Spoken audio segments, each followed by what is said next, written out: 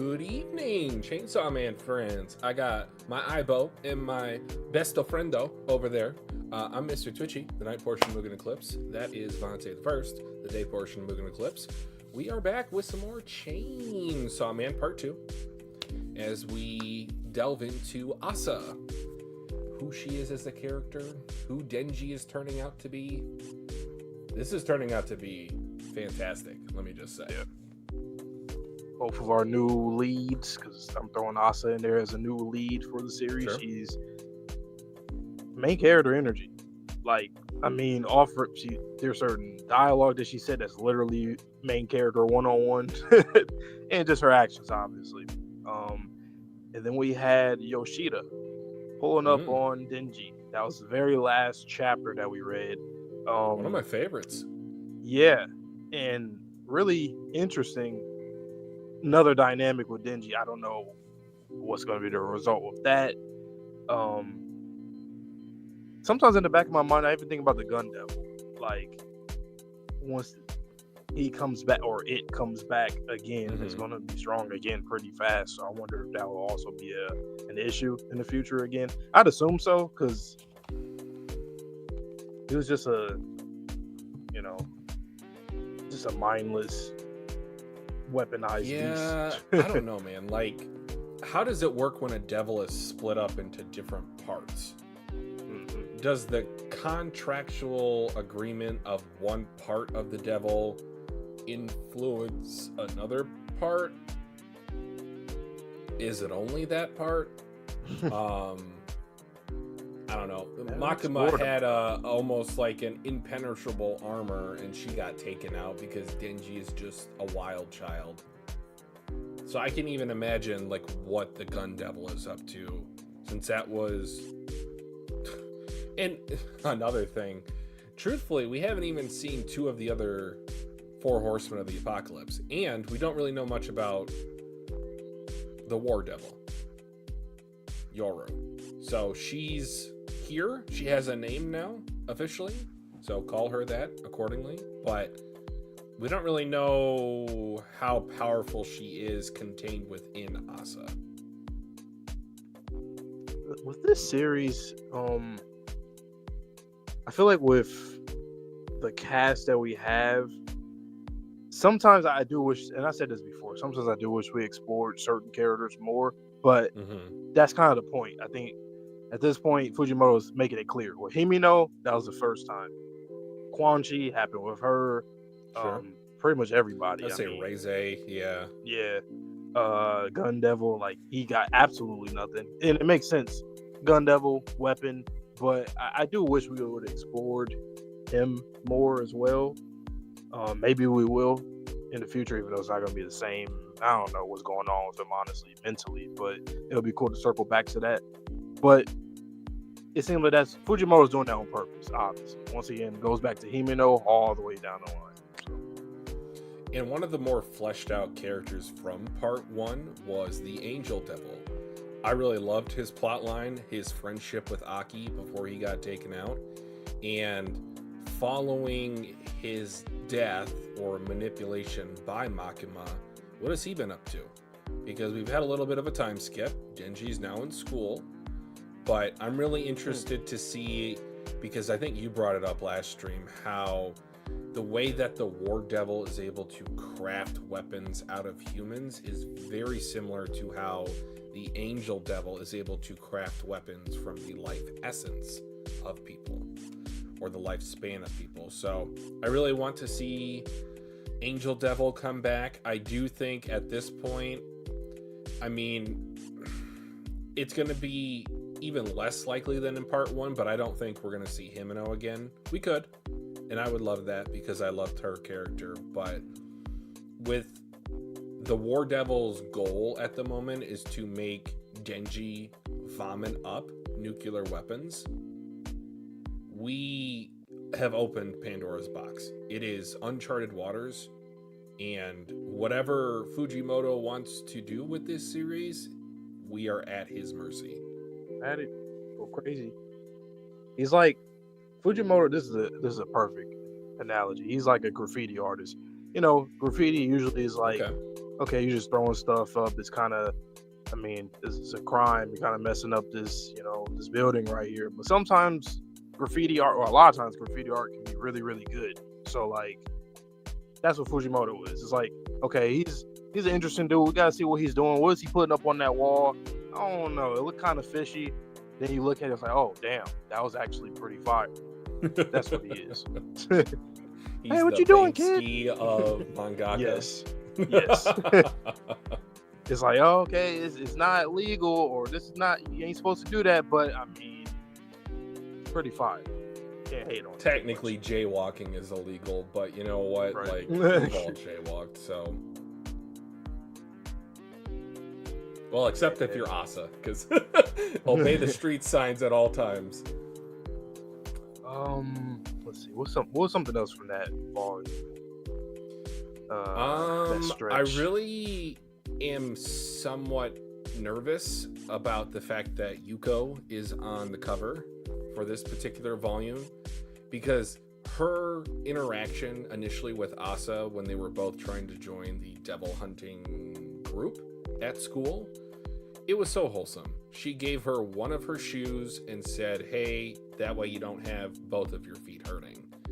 And then she followed her home. She said, I don't care what you think. Like, don't pity me, is what Asa said. And she was like, I don't care what you think. I'm going to do what I want to do. I want to live a good life.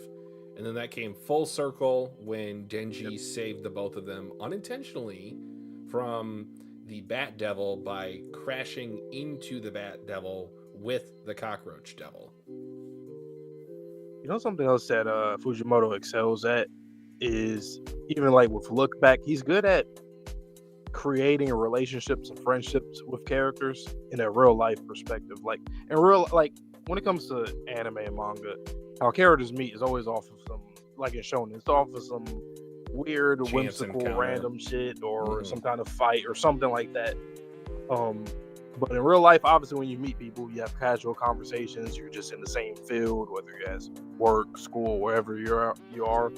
And I feel like with this friendship with Yuko and Asa, I just kind of think back to Look Back, kind of a bar, and that relationship with them and seeing how that grew. So it's gonna hurt again. It's gonna hurt the same way probably as that series or project. And what a lonely existence that Yoru has, because she can make humans into weapons, but she has to kill them. So she can never be friends with a human. I'm really looking forward to how her relationship develops with Asa in part 2, because it's similar and it's not to how Denji and Pachita interacted in part 1. That was more so of a dream sequence. Asa is full on having conversations audibly with Yoru. You know what I think it is? It's like a mix between Makima and Denji and Pochita and Denji. Like a mix between that is Yoru. Interesting. Okay. Yeah. Because it's like Yoru doesn't seem to completely like trying to make Yoru is not trying to make Asa's life hell. Like Yoru's warning her a lot of times and talking shit here and there, but she's not like how Makima is, where she just has to take control of the situation and manipulate and do all this other dirty stuff. I also tell you, this is what I do if you don't listen. So I also think for their relationship, I want to say that Yoru is bluffing.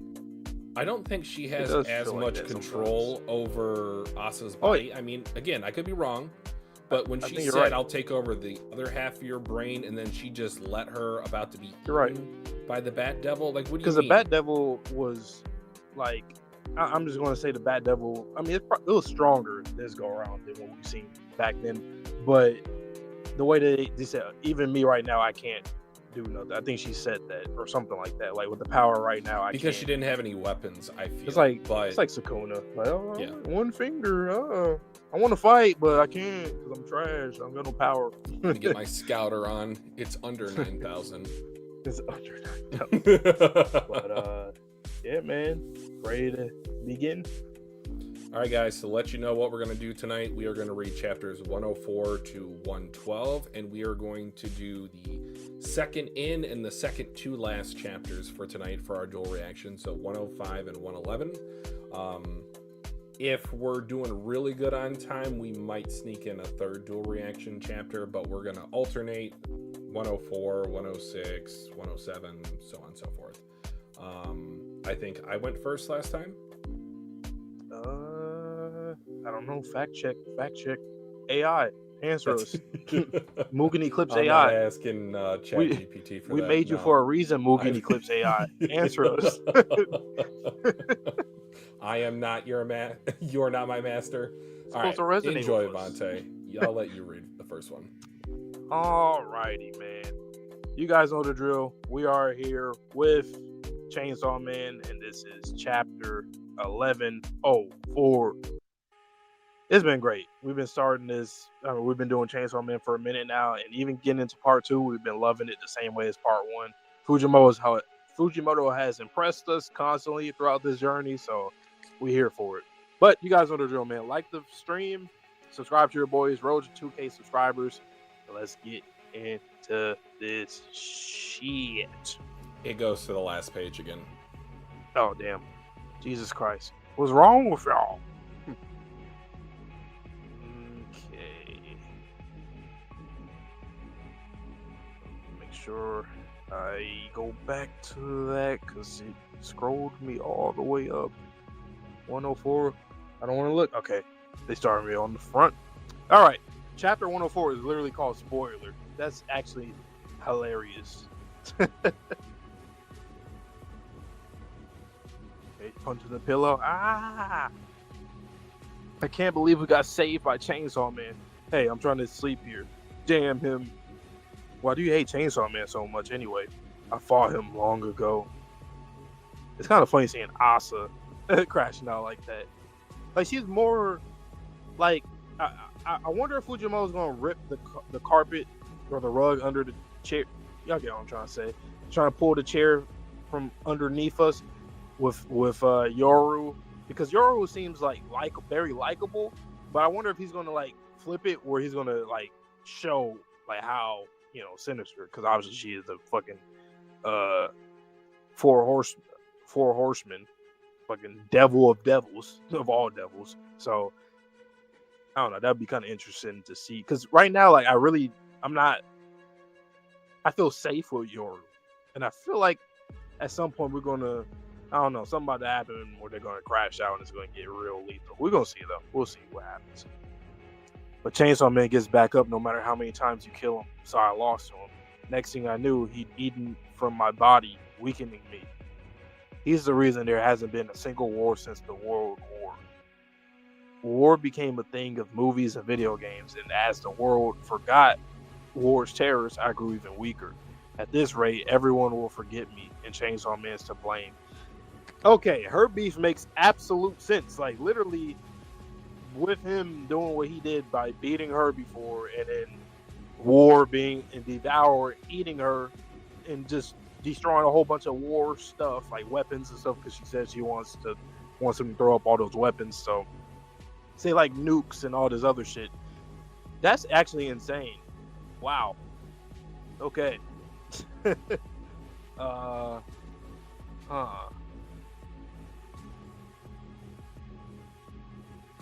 just trying to think how. I don't know. I'm just kind of thinking in the future how this will end up. But like her very existence, it like he's intertwined with her. So yeah, the antithesis of all. Okay, at this rate, everyone will forget me and Chainsaw Man's to blame. Are you afraid of being forgotten? You're kidding me. You're asleep. You were screaming your head off only moments ago. For the longest time, I didn't care if I died, but now I'm glad I didn't. Character growth. Usually that's something that takes hundreds of chapters for a character. Thanks, Chainsaw Man. That's not a shot to nothing. I'm just, like, I feel like I've seen that, okay. Thanks, Chainsaw Man. And then the teacher totally took it away. And I like that juxtaposition between Asa and Yoru. One of them just being like in despair right now, or just like crashing out, while the other one is like, "No, thank you. I feel good." And then the teacher totally took it away. Ah ha ha ha! What an idiot, Denji. Some tall pretty boy is asking for you. He's like, what do you want? Come on, dude, quit stalking me. Denji, why was that girl sitting on you? Because for 10 yen, I'll be a chair for 10 minutes. If I'm not back in 30 seconds, I got to give her a refund. Here, you dropped your student ID when you fought the Cockroach Devil. Damn it. I knew it. You left it on purpose to expose your identity. What's the matter to you? I can't have it getting out that you're Chainsaw Man when my goal is for you to live in peace. I love, this also is kind of like a parallel to Yoru and Asa situation where, like, one person is dependent on the other person, and then, or not even Yoru and Asa, but Yoru and Chainsaw and Denji himself, where literally, like, you're my enemy.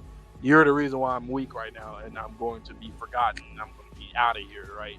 So she's fighting for survival, while Asa is seen like a savior type of, she seems like she don't become a fan maybe.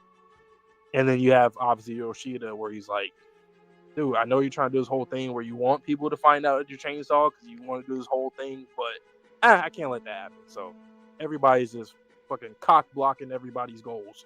That's what I'm gonna call it. Okay. My goal is for you to live in peace. I won't let you spill the beans. I'll stop you by force if I have to. Try to stop me and you're dead. I'm going back to be a chair now.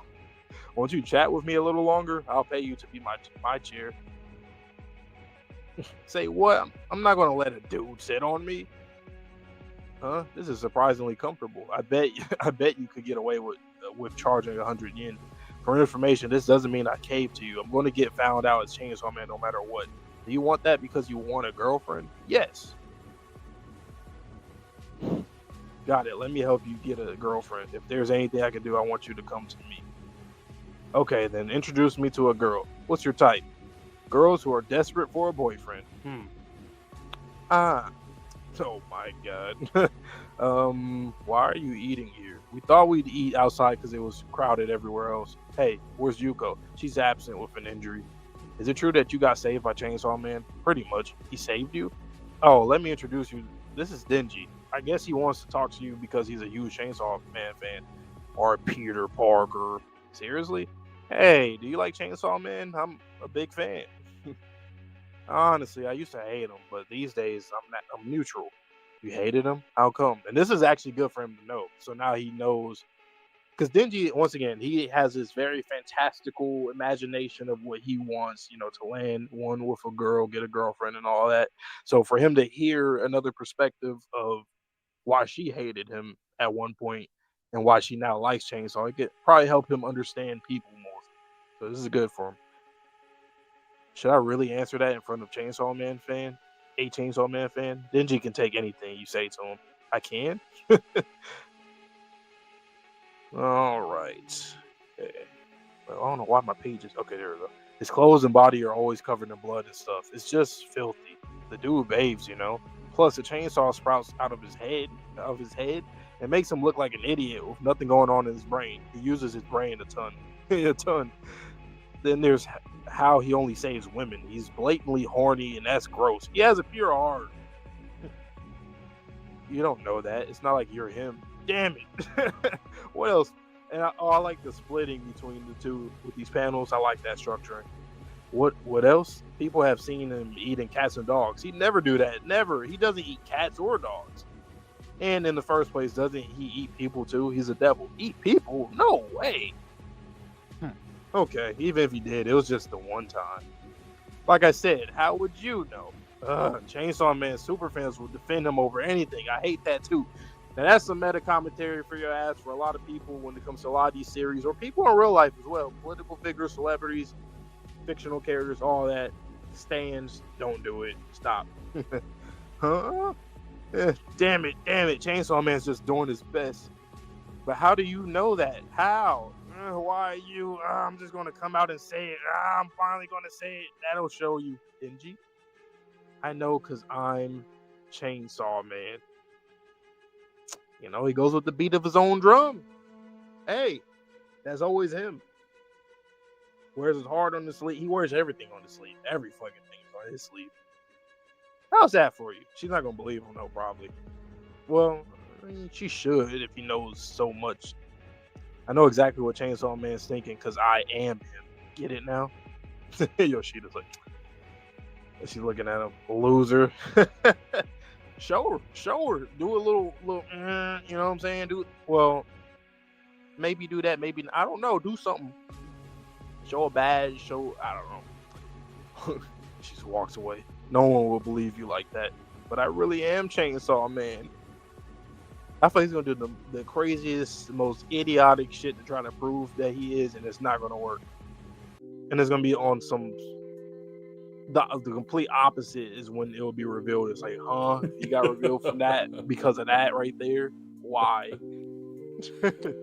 Well, I want you to go back to page 16 because there's something I want to bring up real quick. Okay. I love the framing of that shot because with us knowing as the reader that Yoru and Asa share the same body, we do not see the side of Yoru's face that would be viewable with her facial scars.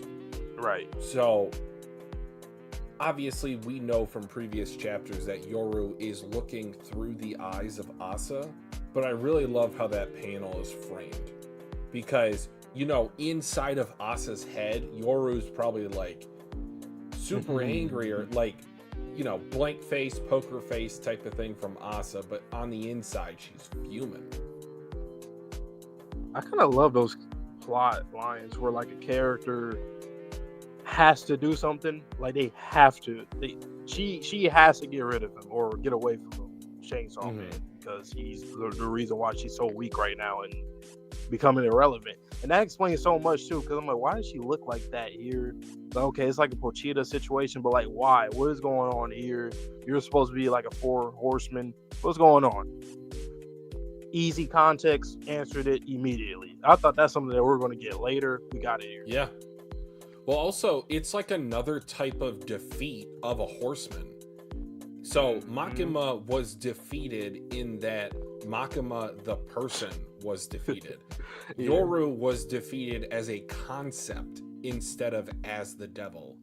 And welcome, Double BB. Yes, Yoru looks so peaceful sleeping. Yoru is actually a good character, huh? She's so like, immature. It's like, you know, yeah. How dare he save us? But the interesting thing about that is like it is a mental thing too, because she like the trauma from being like everything about her pride it's the fall from grace. Low. Her exactly everything about her is just done for. So I do wonder. I'm gonna make a prediction. I'm gonna say that. Well, let me ask you this: do you think she will successfully make him puke out all those weapons and all the stuff that he? I think he will vomit up something that has been forgotten. I don't think necessarily it will be apocalyptic in nature, but I do think that she will be successful in making him do at least, let's just say, nuclear bombs. I think she will be successful in bringing those back. That's crazy. Like at least I got the nukes back. At least like that's all you need. That's all you need, girl. That's all you need, man. That's all you need. But you want to know what she reminded me of in the beginning of this chapter? She reminded me of like a villain as a child. So like let's just say Despicable Me like grew as a child. It's like like, sir, sit down and drink some apple juice. I think out of all the four horsemen, she's going to be the one who comes like the shortest. What do you mean? I feel like she like nothing is really going to go her way. Gotcha. Yeah. Okay. Only the nuke thing, even though that's crazy to say only nukes, but yeah, I don't think she's going to be able to. I mean, I can see them becoming an ally, obviously through Asa, but I don't know how Yoru would even stomach, pun intended, stomach even fighting with him alongside him. And we still don't know what the famine or the death, I was about to say yokai, devils are up to. Right. could be in cahoots with each other too. That could be a big twist where they're in cahoots with each other. Like, imagine that. Those two together. Gotcha. Yeah. You know something? Do you think it matters for us to learn why Pochita or Chainsaw, OG Chainsaw, was doing what they were doing? Do you think that was just by nature, or did he choose to do that, or was it by force? I think because of what Chainsaw / Pochita's dream was, I do think it was more so nature. He was created for a reason. Or alternatively, he came into being for a reason. And I do think it's important that we find out the why, or even, let's just say, the who of who created Pochita. Oh, man. Yo, what's up, Peter? Hello. You know what? I mean, because, this series has a lot of religious references, especially like Christianity and stuff. Mm-hmm. You know what? Is Pochita supposed to be like a reverse Jesus Christ, where like the whole like dying for your sins? Like, is he trying to devour devils? Yes, to save humanity. Is that why he was doing what he was doing? Like, just devouring all this evil, nasty, bad stuff, like war, diseases, all these devils. Just gotta go. I like that you brought up the religious overtones of this series, but we have not seen, outside of one potential reference to angels in this entire series. It's all been devils and humanity. Yeah. So down the line, I could see a scenario whereby devils were the winners of a biblical war, and this is the resulting world from it. So, in shonen series, it's always like at the end of the series, most of them, it's like we have to defeat God. Like, what if God has already been defeated in this world? Right, that's kind of what I was thinking about. That was a theory that I kind of had for this series, but yo, Peter, I think this is your first time being here.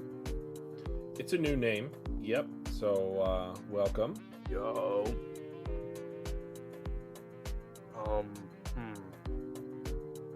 Once again, another great chapter though. Like, that's not even.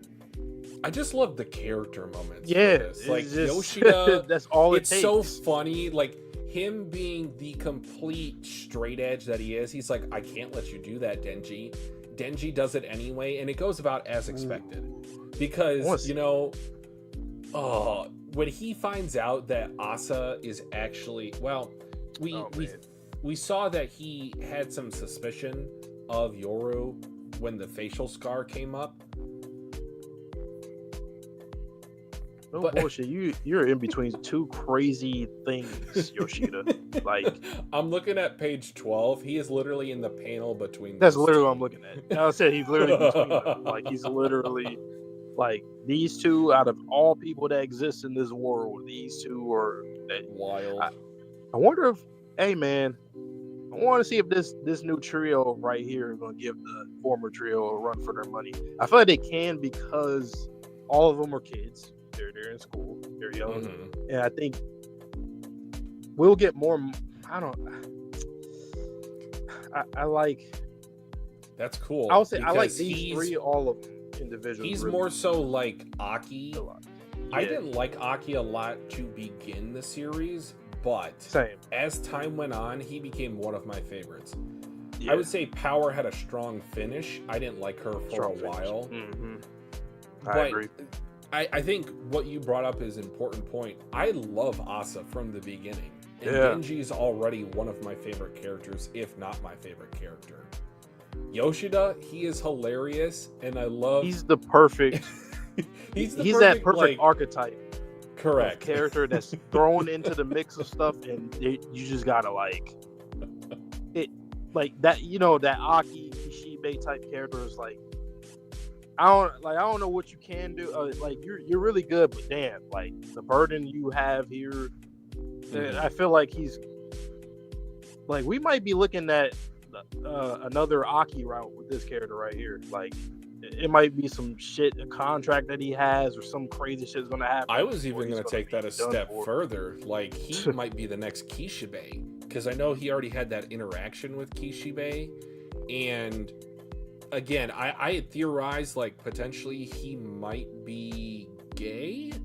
Now, I'm not trying to put that on his name. This chapter it made me think that more with the chair thing. When you said that last stream, and I seen that, I didn't even think about that.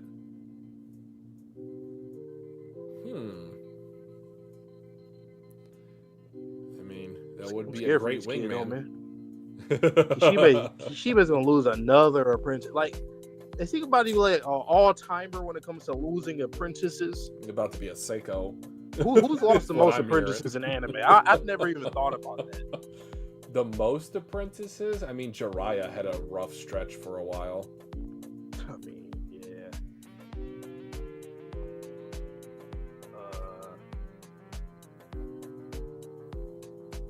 Seiko, yeah.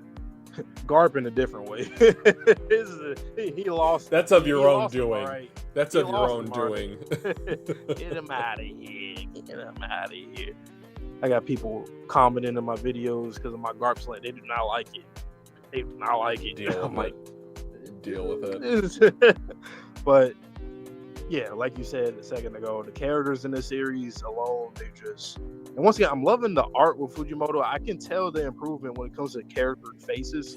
Mm-hmm. Like, especially with Asa, if you go through every chapter, every page, her face changes a lot. Like the eyes, there's different shots of her face from a certain angle. Even after he told her that he was Chainsaw Man, she's looking at him like. And even really? Denji looks a bit different. I know he's like these eye bags underneath his eyes, just to show that he is a more seasoned veteran at this point as a devil hunter. Yes. What a great chapter to start off tonight's stream. Well, you are up for the dual react of 105, correct? Correct. All right, guys, so a quick introduction to how this is going to go for those of you who are new or just need a reminder. I'm going to react to the chapter by myself, on camera, on mic. I was following along when Monte read the previous chapter, but we tried to do at least one, if not 2 or 3 dual reaction chapters every volume stream. So we're going to do 105 and 111 tonight. So, with that being said, let me go to the beginning of the chapter, because for some reason Viz likes to put me at the end. I will change the music and I will get started.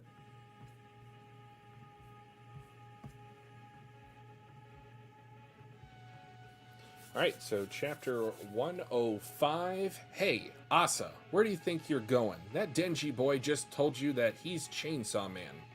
You aren't the sharpest tool in the shed, are you? Are you calling me stupid? Chainsaw Man wouldn't out himself like that.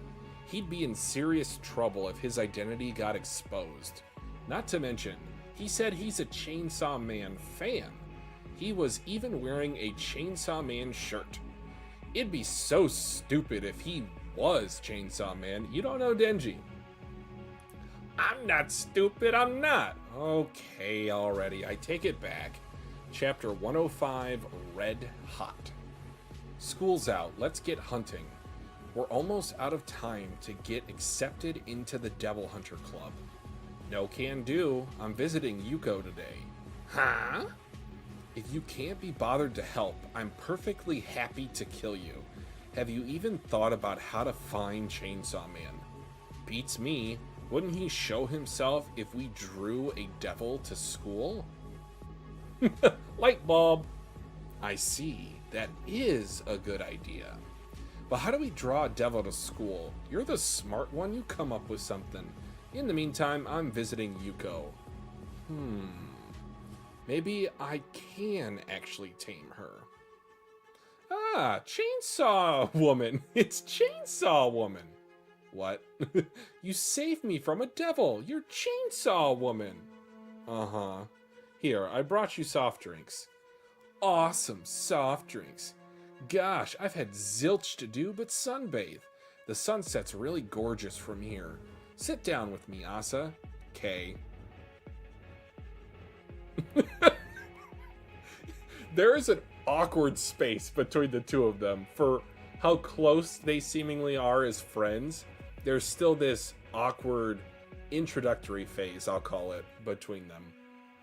Now, Yuko, she has been shown to have a positive personality and to joke around, but this could also be covering some intense fear that she has of dying.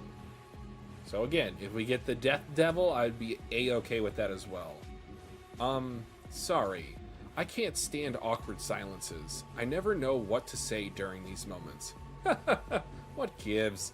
It's not like I know any better. I've never had any friends either. You're kidding me, right? Like, you totally seem like you totally have friends. There are people I talk to in class, but you're the only one who's come by to check on me. Oof. Oh, I know. At moments like this, you're supposed to share your deepest, darkest secrets. I read in a book once that having shared secrets is how you make best friends. I have heard that phrase before. I'm thinking if I have any secrets for my best friend. Yeah, I think I have one or two, but I don't know if it's a shared secret or just something I know about them that not many other people do. I just thought about mine, and I have way too many secrets I could never share. Really? I want to know. Spill. Well, here's one I can tell you. This one time back in grade school, I was holding my pee and wound up peeing myself during class. I lied and said it wasn't pee. It was sweat. No way. The whole class was nice enough to play along.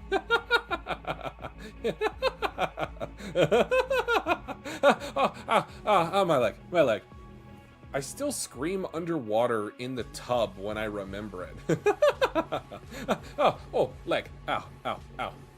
Are you okay? Are you okay? My leg hurts. It hurts so bad. Jeez, you can't stop. You can't go telling people that stuff. She is either hyped up on painkillers or she is off the sauce, as they say in the drinking communities. I don't know. I don't drink. Aren't we sharing our deepest, darkest secrets? Even then. Jeez Louise. Your turn. After that story, now I have to share a big one. You better. Whew. Promise you won't tell a soul? Alright, promise. I killed someone yesterday.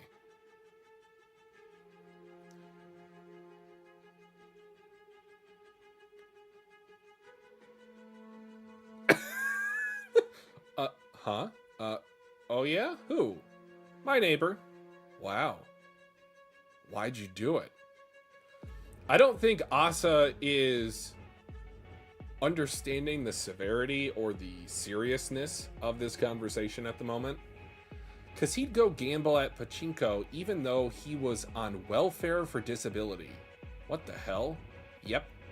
What the hell? Oh. Masterful use of paneling here. You can see as the panels go down the page that she is coming to the realization this could have happened. And meanwhile, Yuko is sitting there with the same expression.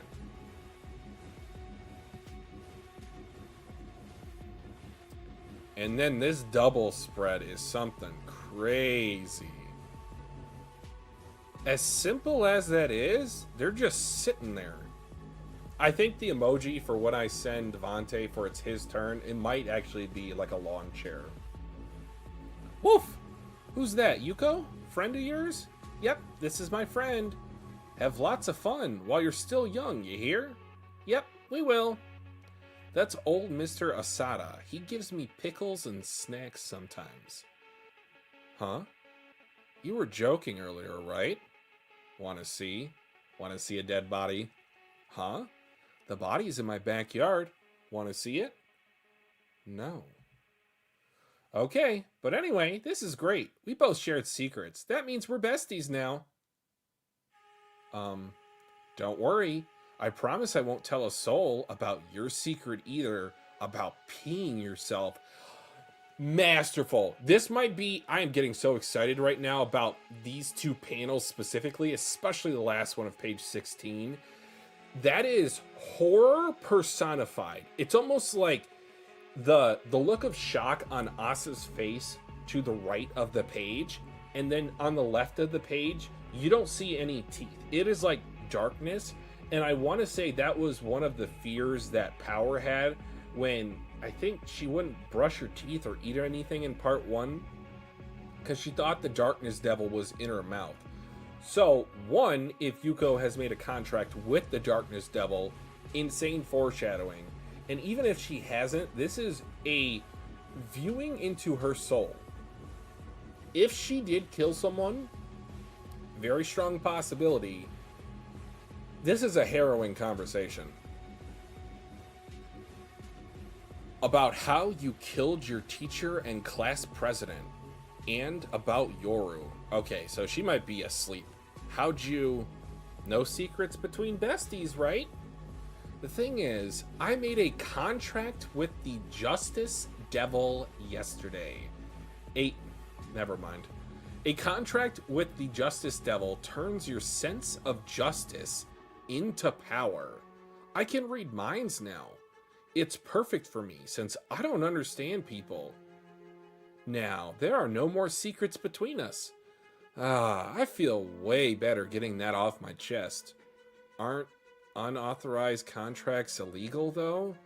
Why'd you go and make a contract with the devil? It's okay when it's in the name of justice. I made the contract to save you, Asa. I'm going to get rid of your bullying problem. Don't come to school tomorrow. Fujimoto, you are a sick, twisted bastard. That is the one phrase that anyone in current America would know about and sends chills down your spines.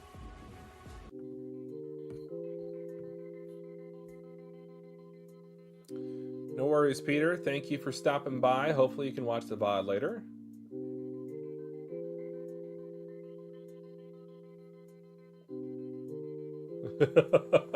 Yeah, she told Yoru to think. What man? If we thought the last chapter was one of those character-centric chapters, this one is even more insane. I don't see many comments in the chat, so if you guys want to share anything or discuss anything with me before I bring Bante back in, just let me know. But otherwise, I think I said mostly everything that I wanted to say about this chapter.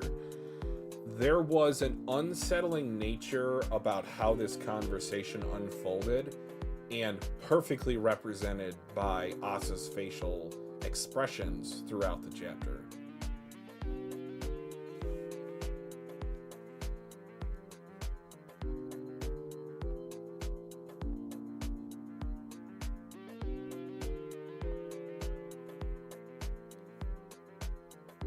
Yep, I'm gonna send him a chair as the emoji. Sure! Welcome, welcome, welcome, good friend. Yeah, I mean, this is the type of world to where it's eat or be eaten. So I am not surprised at this development. Let me rephrase that. I'm surprised, I'm not shocked. That would be an accurate representation of my feelings at the moment.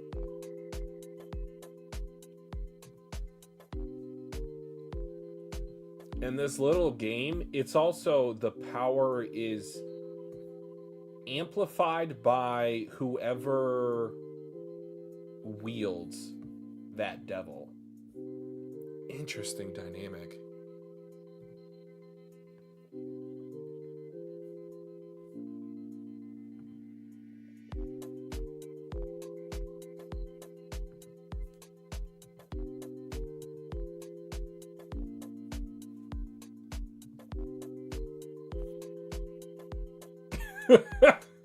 I'm just looking at page 16. That is terrifying. Hello. Chair. I'm sitting in a chair. You are. I'm sitting in a chair, guys. I'm sitting in a chair and we're talking to one another. Enjoy. Nah, you're floating. You're capping. We are here. I know my boy Twitchy already told you guys to like, subscribe, and do that too. Everybody do that right now. Right now. I'm waiting.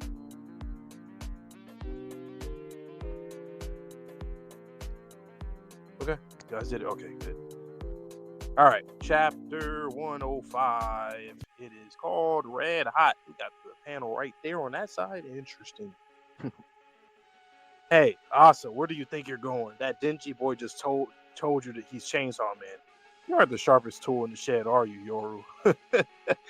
I love how she talks to her. That's just great.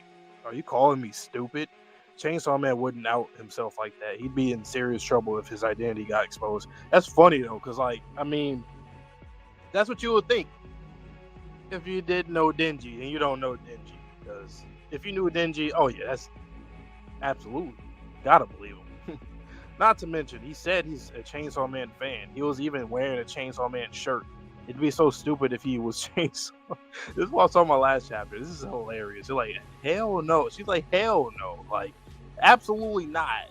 That kid is just a damn super fan. Of course, no. That don't make sense. Why would he be the person that he's praising? Okay? I'm not stupid. I'm not. Okay, already. I take it back. It's just like what you said, Twitchy, in the last chapter. Like a villain, an evil villain turned to a kid. They're just child version of it. Just school is out. Let's get hunting. We're almost out of time to get accepted into the Devil Hunter Club. Oh yeah, I forgot about that. The whole Devil Hunter Club thing. I see. That is a good idea. No can do. I'm visiting Yuko today. What? If you can't be bothered to help, I'm perfectly happy to kill you. Have you even thought about how to find Chainsaw Man? Beats me. Wouldn't he show himself if we drew the devil to school? I read that out of order. My fault. I don't know why I did that. Anyway, disregard that. I see. That is a good idea. But how do we draw a devil to school? You're the smart one. You come up with something. In the meantime, I'm visiting Yuko. Maybe I can actually tame her. I hope it's not through Yuko. I mean, she is on the volume cover.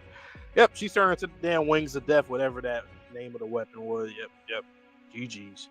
Chainsaw Woman. It's Chainsaw Woman. What? You saved me from a devil. You're Chainsaw Woman. Huh? Here, I brought you some soft drinks. Awesome, soft drinks. Gosh, I've had zilch to do but sunbathe. The sunset's really gorgeous from here. Sit down with me, Asa. Uh-oh, I see chairs. Chairs. Don't tell me like she's gonna turn and then she's not gonna be there. It's gonna be blood and debris, just organic matter, just splattered. That rhyme bars kind of. Okay. Sitting down, chilling.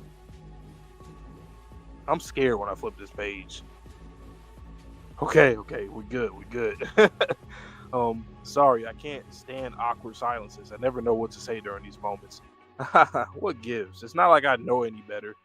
I've never had friends either. You're kidding me, right? You seem like you totally have friends. There are people I talk to in class, but you're the only one who's come by to check on me. Oh, I know. At moments like this, you're supposed to share your deepest, darkest secrets. I read in a book once that having shared secrets is how you make best friends. I just thought about mine, and I have way too many secrets I can never share.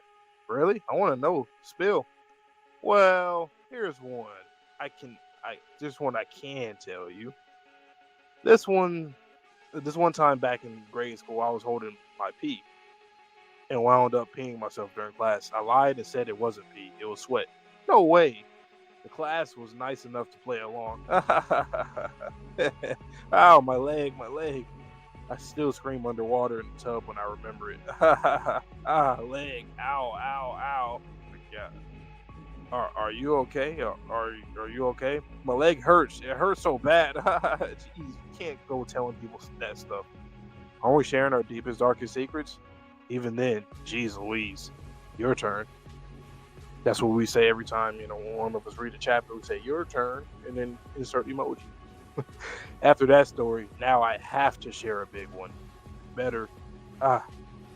Whew. Uh-oh, I see the structure, and I see it from the corner of my eye, too. I see the structuring of these pages right here. Promise you won't tell a soul. All right, promise. I killed someone yesterday. Huh? Oh yeah, who? My neighbor. Wow. Why'd you do it? That's exactly how she. Like, wow. Why? Why'd you do it? Because he'd go gamble at pachinko, and even though he was on welfare for disability. What the hell? Yep. What? What the hell? Yo, Sherm, is this like? I wonder if this is like a nod to a specific character in another series that was running probably around the same time. That'd be hilarious if that was like a little Fujimoto's throwing in like a character archetype like that. Just sitting there. I am scared when I flip this goddamn page, man. And then the door being in the middle, the door, the metaphor for the door, and just the significance. Wolf. Oh no, dog shit. See, I'm getting PTSD again. Who's that, Yuko? Friend of yours? Yep, this is my friend. Have lots of fun while you're still young, you hear? Yep, we will. That's old Mr. Asada. He gives me pickles and snacks sometimes. Huh? You were joking earlier, right? Want to see? Huh?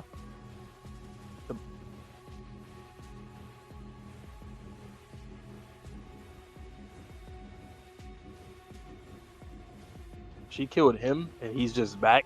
Is that what I'm picking up here? Huh? The body's in my backyard. Want to see it? No. Okay, but anyway, this is great. We both share secrets. That means we're besties now. I just find it hilarious. I'm like, oh, Yuko's such a sweet girl, but like, boy, hell no. Don't worry, I promise I won't tell a soul about your secrets either. About peeing yourself, about how you killed your teacher and class president, and about Yoru. How'd you know secrets between best? Wait, how'd you know secrets between besties, right? The thing is, I made a contract with the Justice Devil yesterday. What the? Why are they always making these contracts with the Justice Devil? What's going on with that? A contract with the Justice Devil turns your sense of justice into power. I can read minds now. It's perfect for me since I don't understand people. Now there are no more secrets between us. I feel way better getting that off my chest. And it's crazy, like people are using devils, especially the Justice Devils, to just do simple shit for the most part. Like, even though that freaky, nasty, weird, taboo shit with the student and teacher, that's something that could have been simple. I don't like saying that, but y'all get what I'm saying. And with Yuko, finding friends, sharing secrets and all that, because she never did that with anybody. Like, somebody, like, is the Justice Devil purposely manipulating them by using that against them? I'm assuming so, because like I said, they're using the Justice Devil in a very simplistic way to get what they want, and then it ends up being a fucking crazy end result. Still. Okay. There's no secrets. I feel better getting that off my chest. Aren't unauthorized contracts illegal though? Why'd you go and make a contract with the devil? It's okay when it's in the name of justice. I made the contract to save you, Asa. I'm going to get rid of your bullying problem. Don't come to school tomorrow.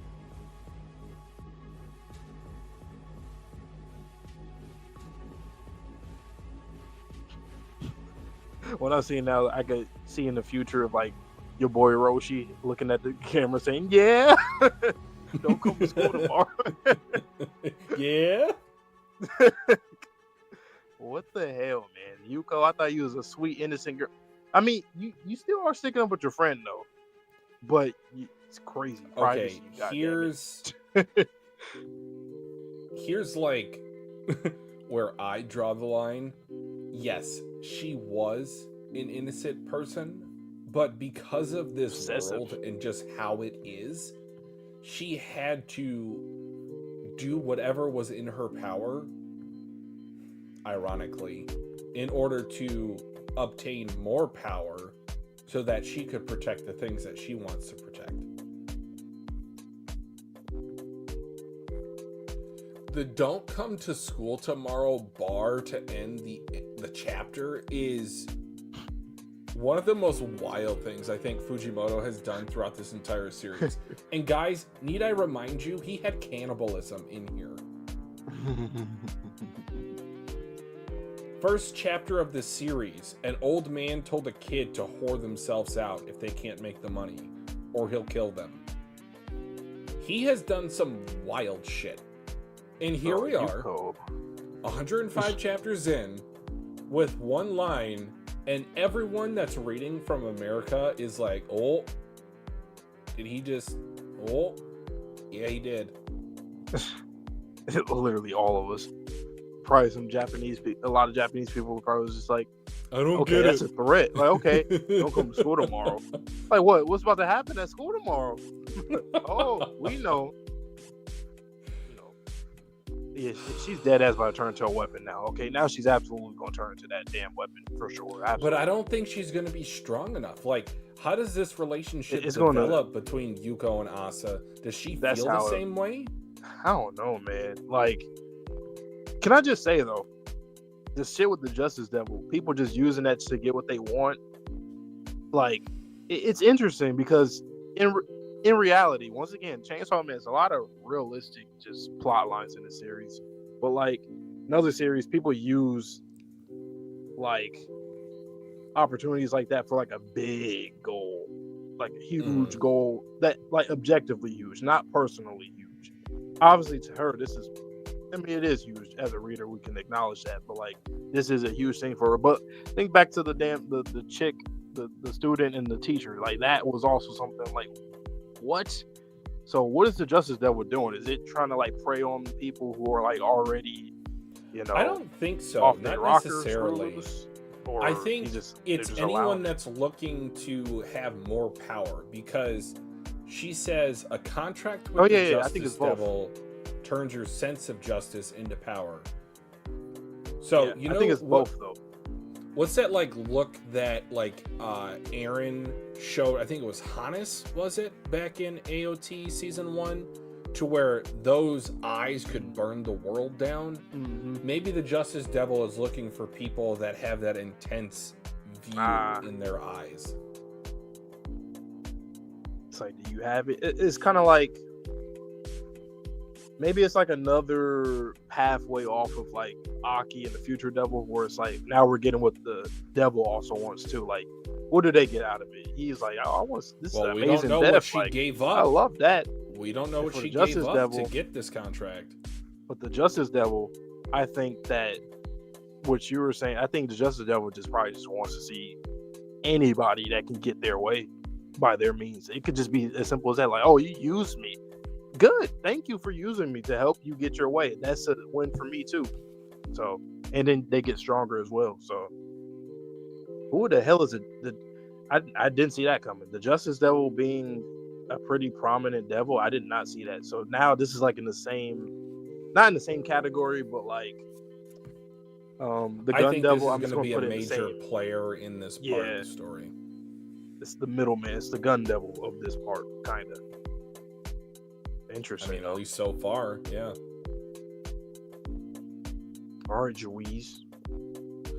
And how sad, and I'm not going to say ironic because that would sound cruel, but how like dark and twisted is it that the one person that does decide to befriend this, I'm going to call her an SS because of the last panel, but the one person that decides to befriend the SS gets a pass. Like, she told her, don't come to school tomorrow. Like, we all know what's going to happen at that school tomorrow. And this might be where Denji's identity comes out. It might be where Yoshida has to break his cover. They might have to transfer schools after this. I really am worried about how this is going to play out. I ain't gonna lie, this chick though, like, I would not want her to be my friend. Like, yes, she's trying to do it for the best of you, but like, That's on some obsessive shit. Like, get out of my life. You shouldn't be that much involved into my life. And also the fact that she can read minds. Exactly. I am not of Where's one my mind privacy? at all times. Like, I'll just be completely honest with everyone. There are times where I get so insanely angry with everyone. It's a me problem. I know that. And it is literally everyone. It's like Vante's caught some in my head, like Sherm's caught some in my head. Damn. And I'm not trying to be like a me, I'm human at the end of the day. So Peace. you can't be able to read my mind and then judge me off of that, because I'm not saying that out loud. I do have a filter. Are you really going to judge someone by their inner thoughts? It's like the thought police from, is it 1984, I think it was? Or was it Fahrenheit 451? I think it was 1984, but the thought police. Especially if you have intrusive thoughts. Like, yeah. I just said the craziest shit right now. You said you wanted to jump off that building, so I'm just going to give you a little push. No. That was temporary. That dog gave me PTSD though when I flipped that page. I was like, oh, a dog. No. What the hell? But the fact that she could read her mind, it's like, and then she literally said, like, and about Yoru. So now she pretty much is going to know all those conversations. Or at least absorb that, a lot of that. Well, I wonder how Yoru feels about this. Because again, I'm going to remind everyone, including myself, she is having this conversation too, or at least she is aware of this conversation. Oh my God. Happening. Do you realize the fact that she can read their minds, right? And then she already said that she wanted to turn her into a weapon. Imagine a conflict or a fight between Yuko and Yoru with over Asa's body, like for her, and like that. I mean, crazy. She does have Asa's best interest in mind. Yes. Y'all might as well just all coexist. Maybe Fujimoto might do that. Honestly, why not? I mean, you need to. I mean, Yoru, you're pretty weak right now. Do whatever you can. Fuck it.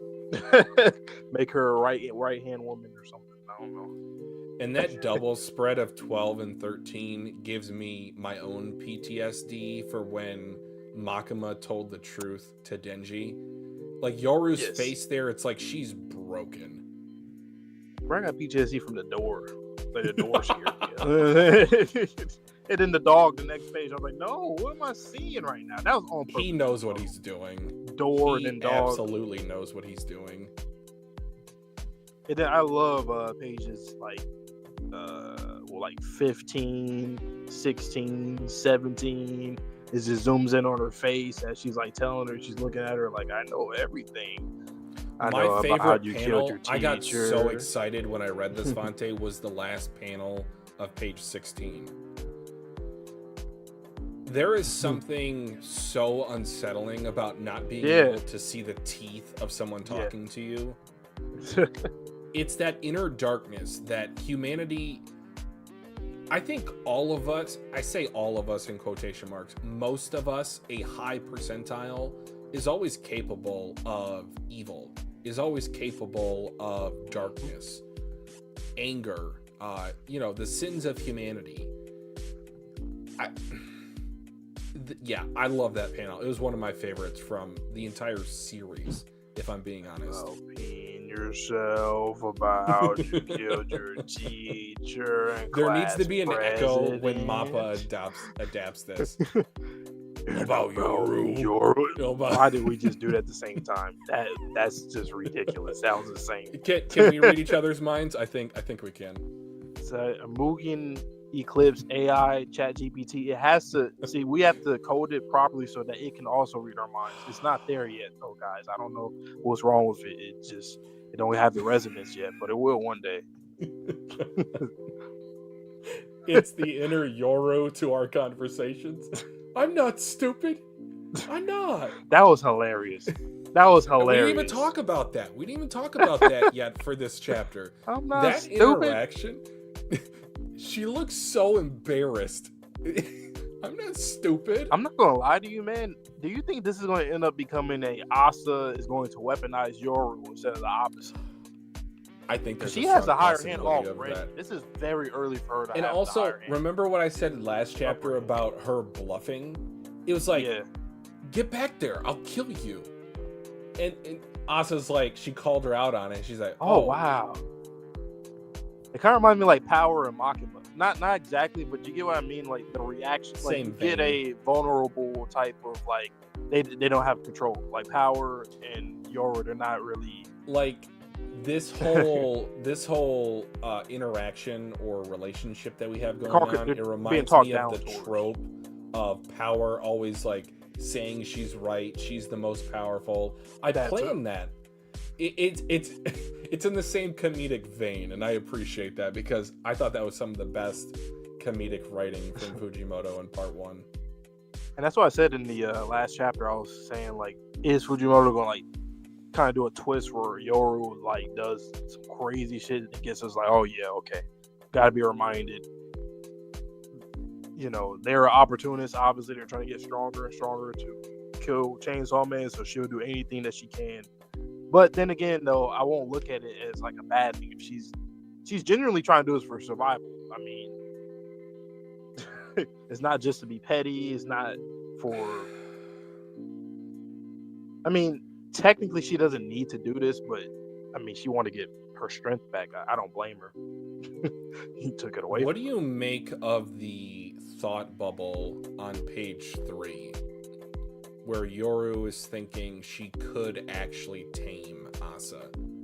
There was no part of that conversation that I thought Yoru had the upper hand. So what is she? Is that like hubris? Or it seemed like a little off. Like I didn't quite understand why that was there. Asa controlled that entire conversation. She did. I don't know.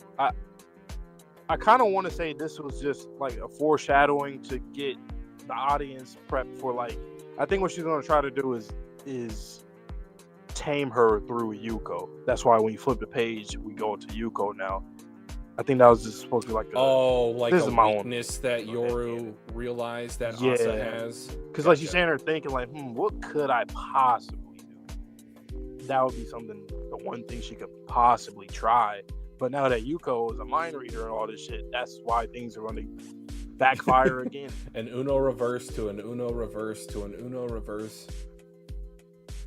Denji, he is in his Gear 5 era. He's, just hand palming Saturn, Kizaru. You got to do that to all of them right now.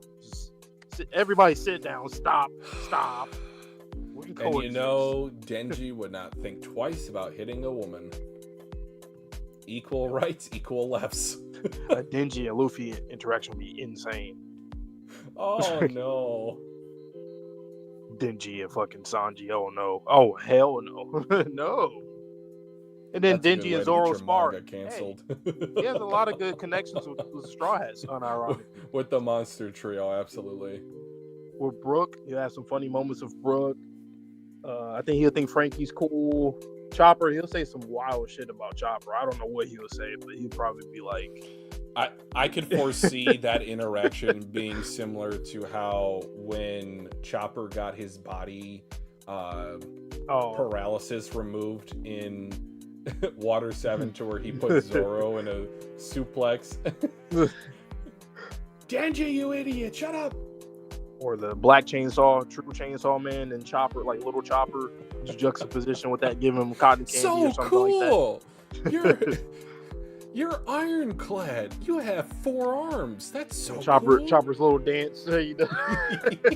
Baka Yaroga. All right. 106. We are having some fun tonight, guys. So let's get into the next chapter for tonight. Again, if you enjoy, please like the stream for us because we are having a fun time tonight. So let me change the music.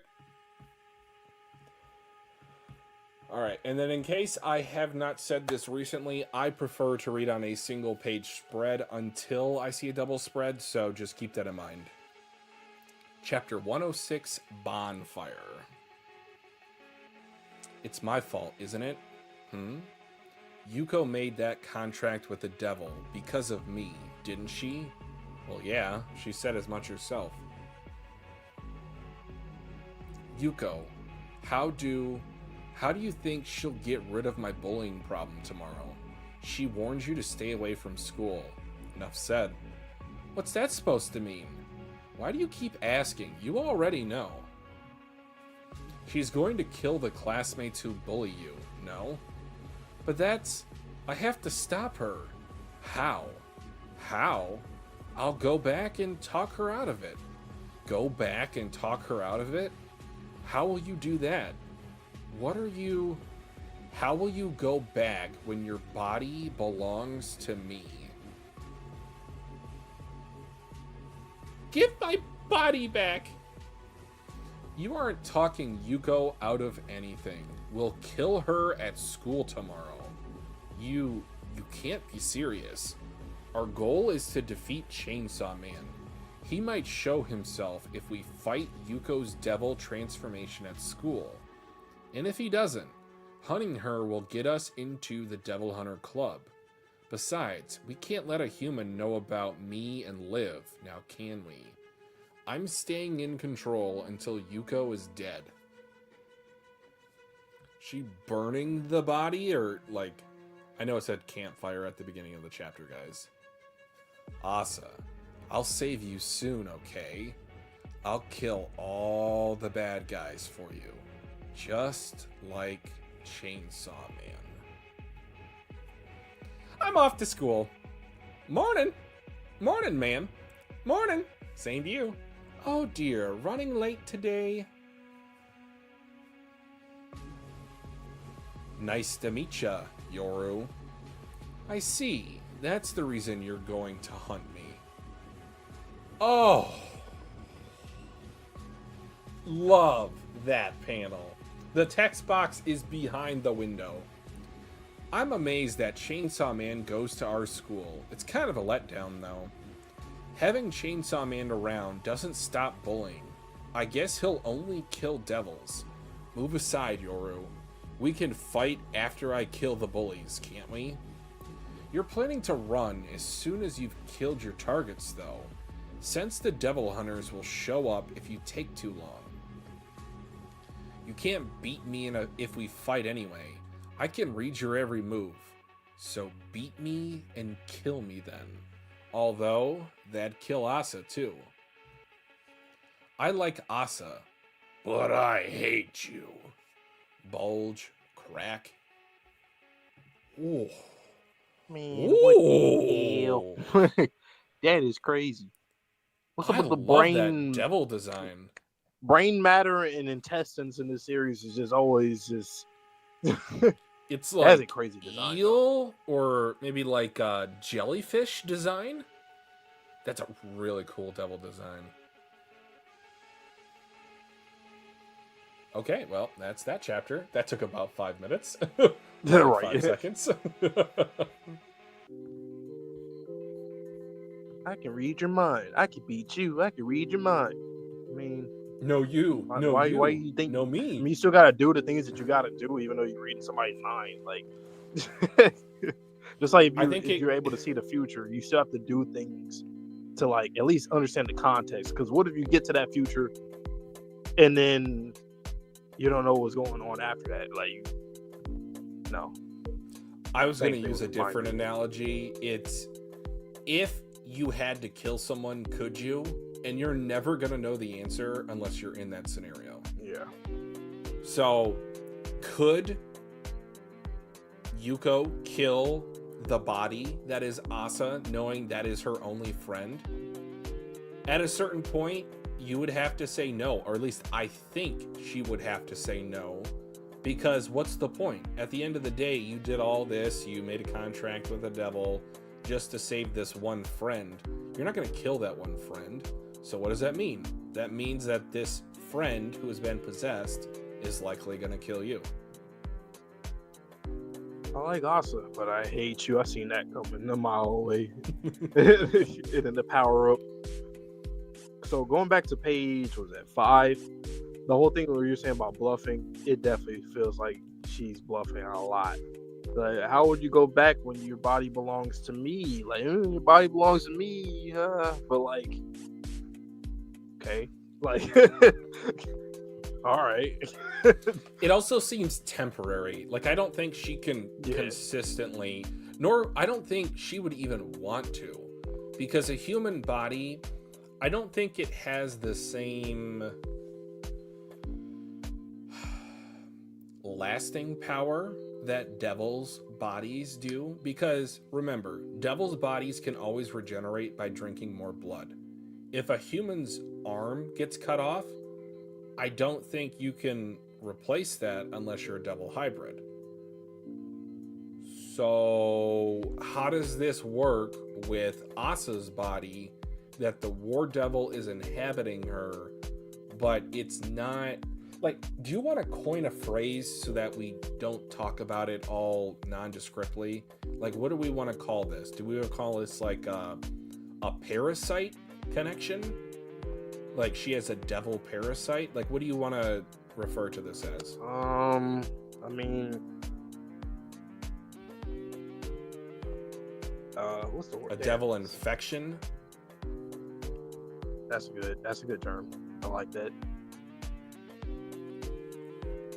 That's like one of those like cool ways to explain something in the series. It's like, oh, that's actually, yeah. I always hear it the other way, but devil infection, yeah, it's the same as... Well, because she keeps referring to her as a hallucination. Right. Or like a, what's it called? A familiar, like a guide, but like the opposite. Hey, listen. Their dynamic is really interesting though, because like they're both, it's like when let's say like two boxers are like scared of each other, and they're like, none of them is being aggressive at all. They're trying to counter or find a counter. Just, you know, both trying of to them find feel their like footing. They both are not in control. Like, no matter how much they think they are or they can be, it's not happening. Which, now that I think about it, might be one of the best interactions between two characters.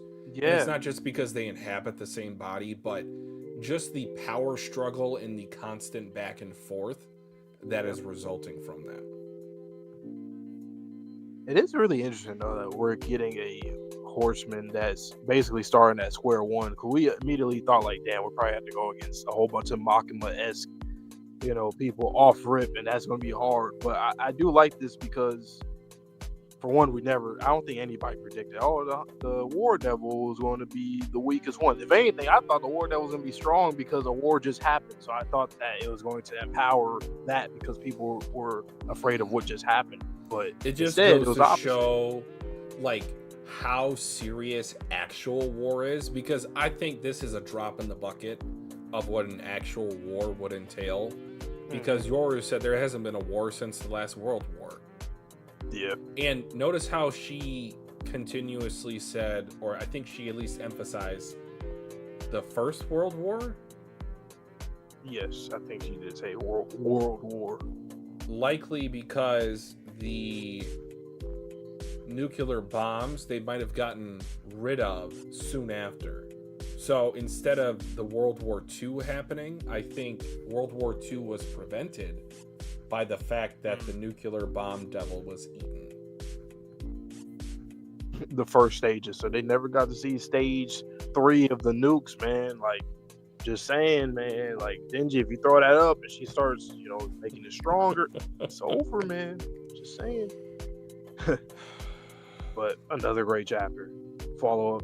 Like, I want to know, I'm assuming people were already feeling a bit down about the series now, because I think in the prior stream, I've seen people say, oh yeah, this scene right here, people weren't really a fan of, or this right here.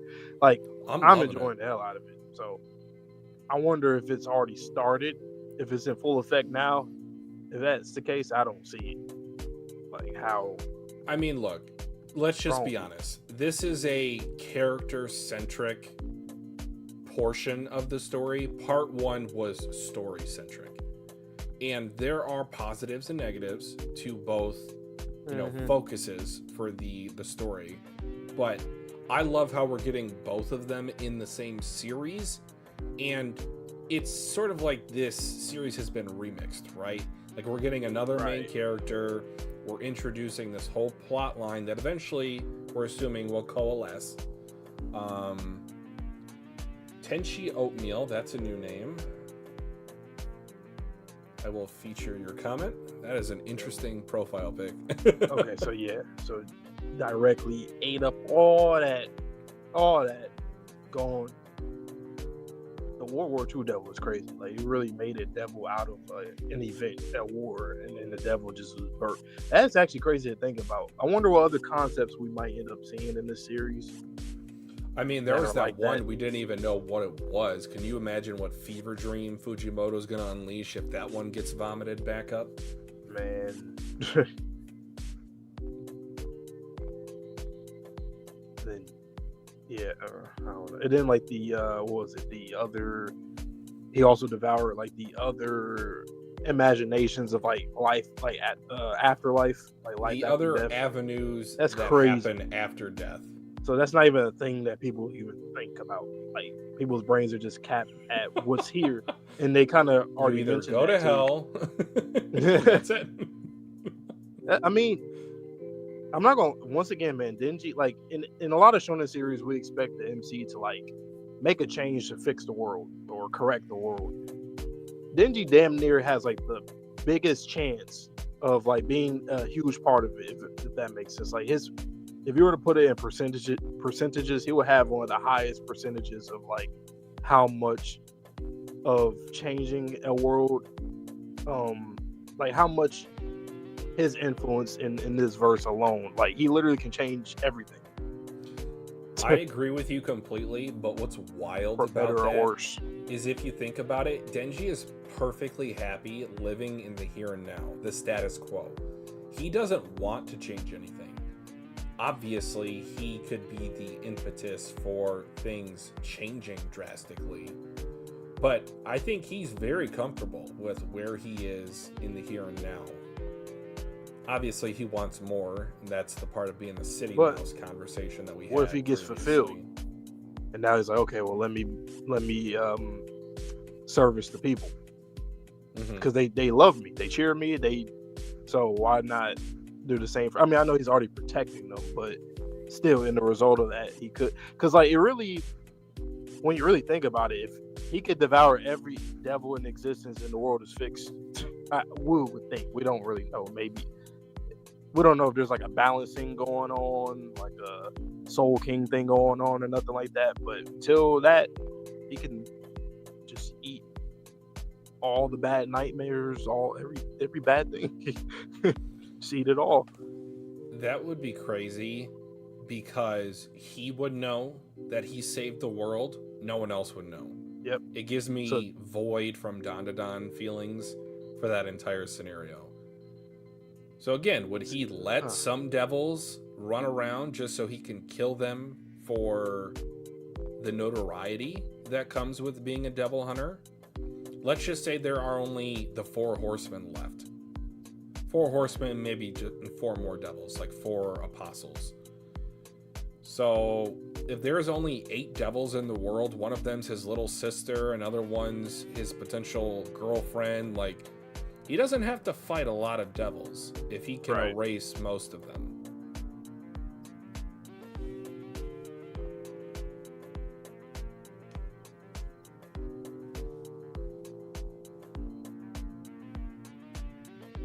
Yeah, that's the thing, Double BB.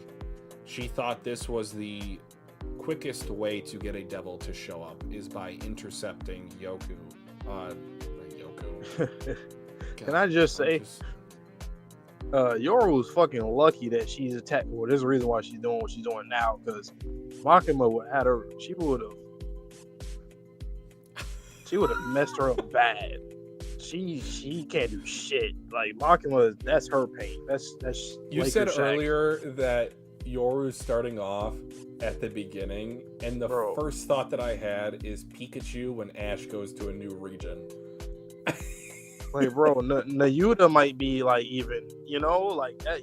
You're back at square one. Like, you're. Oh my goodness. That's why she came out after all of that happened to go get Chainsaw. Well, but then again, no, she had to, because Makima, that whole thing with Chainsaw Man, that got very muddy. It's like, he is on her side, but he's not, because he's Denji, but he's Chainsaw Man, but he's Denji. Yeah, she couldn't do shit regardless. Damn, I feel bad for Yoru. I hope she has a come up for real. It's almost like she's an embarrassment to the Four Horsemen. Right. And I hate seeing that, no matter who the character is, no matter what their morality is. Bro. Because I just have secondhand embarrassment. Here's the fucked up part. She absolutely was the one who was either forced or like pushed into the fight because she is the war devil. Like, it just makes sense for her to be the one that's in the battle against him, while the other ones, they could kind of like manipulate shit on the side, like death. Imagine she's a pacifist, or at the very least, she doesn't enjoy what she does. It's just a job to her.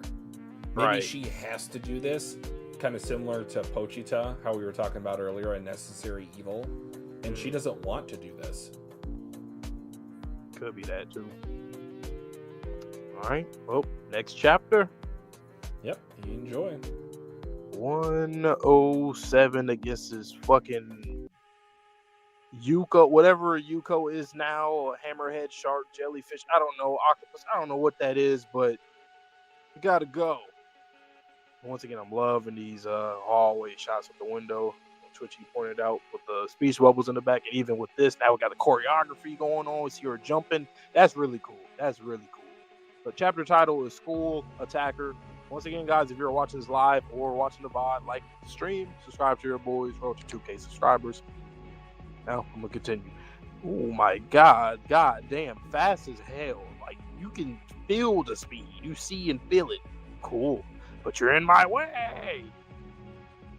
Oh my god, this is not no voided space. Like in Don, it's not no empty space here. Nah, man, this happened right here, right now, in front of everybody. What the? Are you kidding me? Yikes! Whoa. Ugh. Will he press? What, they got a little lockdown thing? A dangerous devil has appeared on campus. Please evacuate the building immediately via the nearest escape route. Freaky, is this a drill? Nah, wait, is it? This is not a drill. I'm not in this world. I'm never going to ask if it's a drill or not, gang. I'm not doing that. Like, there's like the percentage of it being a drill or not a drill. I'm very certain that percentage has to be close or maybe even swayed a little bit to the this ain't a drill type of world. Yeah. Who put raw chicken in the shoe cubby the other day? Bro, y'all gotta stop. Why y'all clowning? I mean, what's funny though? We always joke about, like, especially in America, this meme culture now. Like, they always say, like, let's say the world is burning or about to be destroyed. People will literally put memes and shit, and that's dead ass what will end up happening. That's what these kids remind me of right now. It was you, girls. I knew it. Pencil spear. Oh shit. Jeez, I told you I can read your every move. That's crazy though. I can only make weak weapons with these. Oh my god. God damn. Yeah. Stop it. I won't stop. You're a bad guy. Oh, god damn. What the fuck? Just punched her, smacked her up to the wall on her head. That was crazy. Like, Fujimoto did not even sugarcoat that. Like, he's obviously hasn't sugarcoat a lot before, but I always felt like he would at least give you like a little. Sometimes, like, that happened right in front of me, guys. The last one ran that way. Devil Hunter Club, Seigi Okuko. Okay, what's his name? I forget his name. Inasa from My Hero. Allow me to buy time until the devil hunters get here. A devil hunter? I don't want to hurt innocents. Okay. Hey, let's kick this up a notch. Ow. That you, Furio? Man, that thing's freaky. Ow. The Devil Hunter Club again. Look how ready they are, man. Like, it just shows you what this world is once again, how everybody in this world has to accept that the world is the way that it is, and also have a role in society. And this is what they're doing, being in the Devil Club. This is what they're here for. They're looking clean though, but I know that whole squad one day is about to get wiped off the map. But they look clean. Come on now, don't die before Chainsaw Man even gets here. Don't worry, I didn't want to kill innocents, that's all. You just ganged up on me and bullied me. You're bad guys too, aren't you? Oh, well, what did I just say? Yep, GG's. Okay, well, some of them are still alive. Like one of, no, like two of them still alive. Yeah, you got thrown through a window too. I ain't gonna lie. Yeah, y'all crawling. Yeah, GG's. Now be good. Unless you want to wind up like them. I know all your plans, Yoru. I know that you hid your personal property in every classroom that uses weapons, that you pulled off some of the hallway floorboards and can turn those into weapons, that you can set traps in the restrooms and courtyard. I even know that as I speak, you're thinking about trying to turn my severed legs into weapons too. Don't try anything else. I'm going to save Asa from her bullies. I have one more plan. I don't see much point in that one. They'll leave it all to Asa playing. Asa, please just stay right there. Wait, what? Huh? What are you thinking? You absolutely can't do that. What you about to do?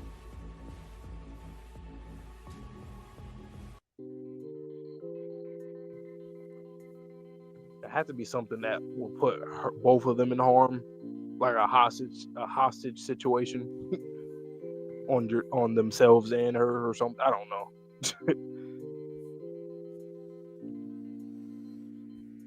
This chapter's brutal. Woo. Very. These kids just. You think about gotta these do what are we gotta untrained kids. This is if someone in the My Hero universe tried to use their quirk and they just like eviscerated someone's limb. I'm actually certain. I'm not certain. I can't say certain. I say that too much, but I really do feel like this is Fujimoto nodding at Horikoshi, because like Inasa, he looks like Inasa with the uniform. And then like what you just said with these kids, like this is what would happen in Chainsaw Man, not in My Hero. Not like that. Chainsaw Man, it's gonna happen in front of you. Man, you weren't kidding though. When that one girl got the tentacle bash against her head to the wall, that was crazy. And then she just lying there afterwards, like a hole in her head. You know what I think makes it crazier? Usually when you see smacks and whips, no one dies from that. So like when you see someone get smacked and then their head crashes to the wall and then they're just dead, I think that's what makes it crazier. Because usually those attacks are just very move. Mm-hmm. Not right there. Hell no. That was a die.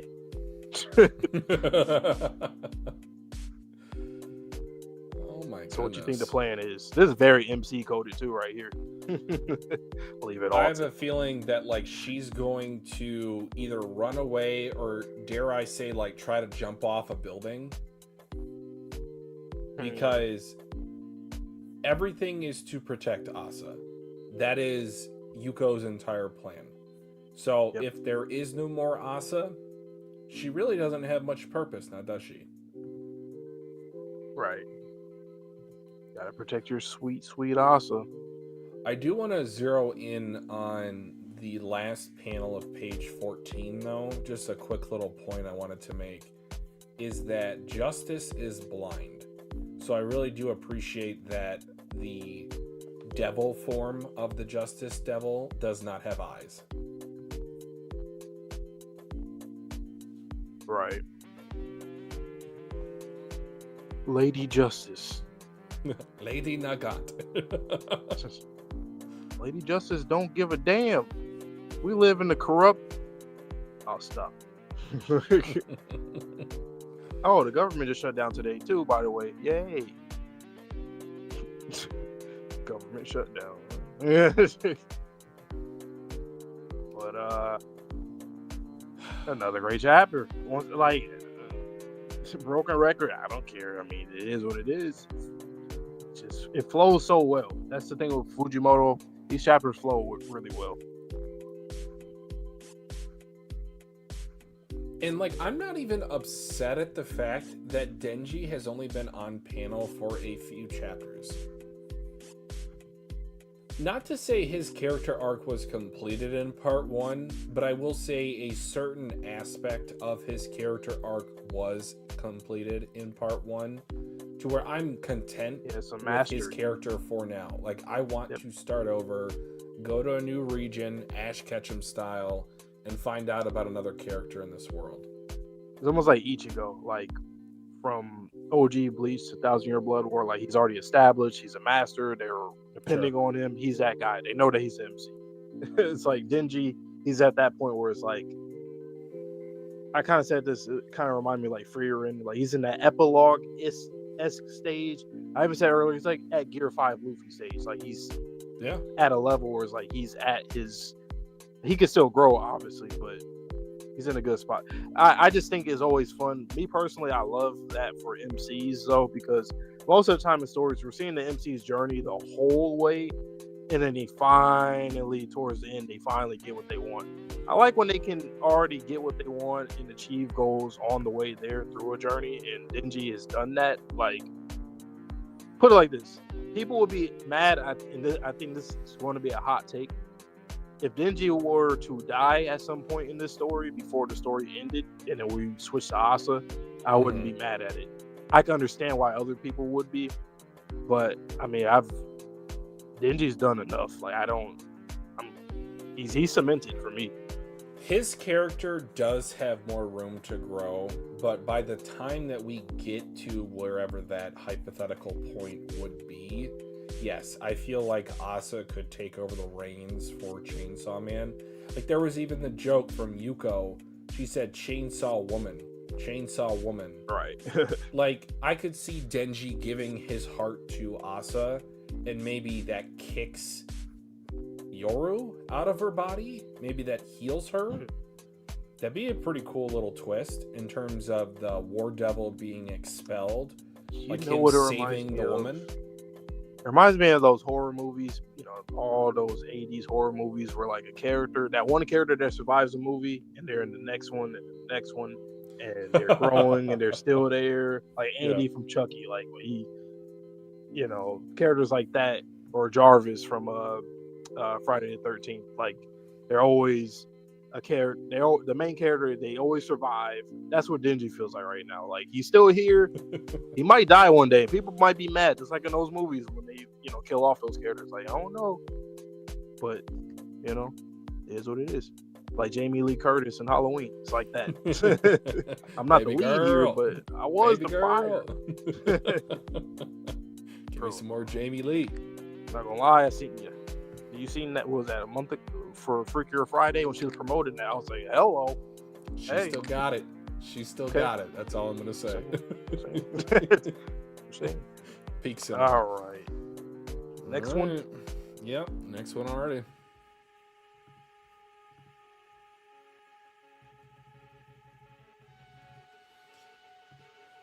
All right, guys. So chapter 108. Something important to Asa. You killed a bunch of people. Not that many, only 3 or 4. The Gun Devil killed over 1 million people. Plus, I only killed bad ones. Alright, Dexter. Like I said, you don't need to do what you're thinking. Yoru, tell me how to make weapons. I doubt that would make a strong weapon. Just do it. Just do it. Touch something that belongs to you and call its name. I'm telling you, there's no point. She looks so sad. Oh my goodness. It's like something she needs to do, but she doesn't want to do. Super strong uniform sword as she's ripping off her uniform. Whoa. That is wild. She's just in her underwear with this Sailor Moon cleaver. Yuko, I'll solve my bullying problem myself. Stay out of it. Don't make me slice you up to stop you. Jeez, Asa, think about it. If I kill bullies in a notorious devil attack, bullies across Japan will get scared and bullying could decrease. You're doing all of this off of a could? You're the Justice Devil. You don't even believe what you're saying. It could stop altogether. Not just yours, but all the bullying in Japan. And then I could become a symbol of peace. Too. I could be like Chainsaw Man. What does Chainsaw Man have to do with this? Do you even hear yourself? Yuko, when you made your contract, what did you give the devil in exchange for its power. There was no give, I only received. When I was given this power, I received a heart that shines with the light of justice, along with it. That like awkward face. Well, I only have one more bully to kill. Asa, go put on some clothes. Mate! Yamaro! I'm only going to cut off your legs. Sorry. Take this! Flick. Weak. Damn it. I told you it was pointless. Wait, why does her neck look cleaved?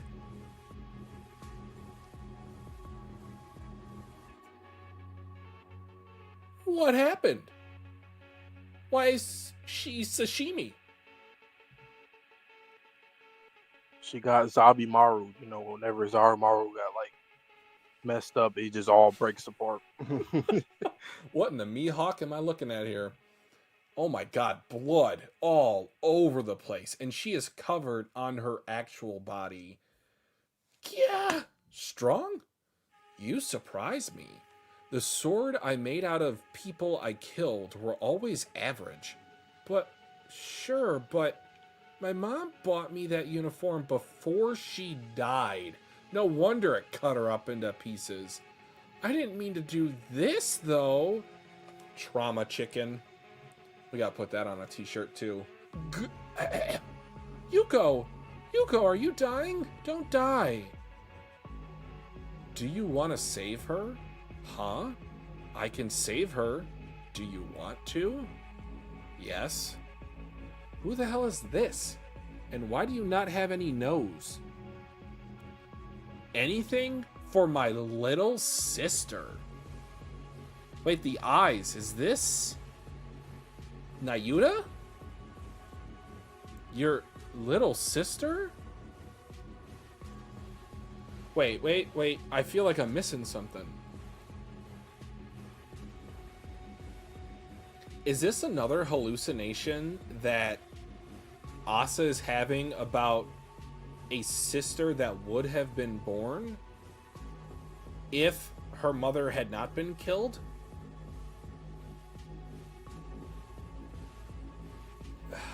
I'll continue. I don't really know what's going on.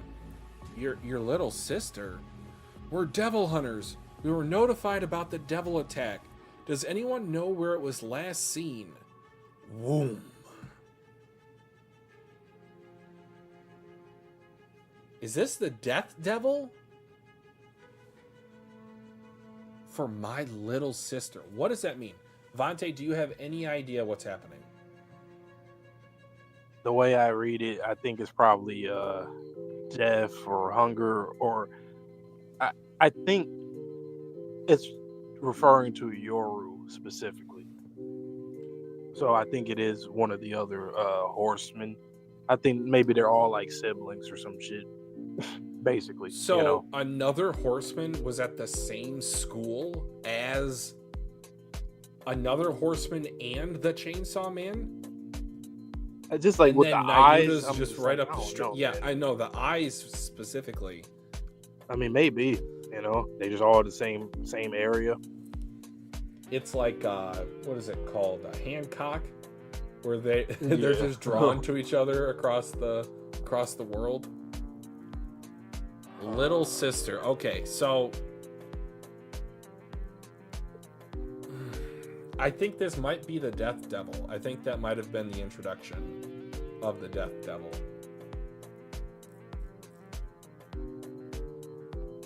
Anything for my little sister. I wonder, can they still turn her into a weapon? The reason why I asked that is because doesn't like the eyes kind of look like wings?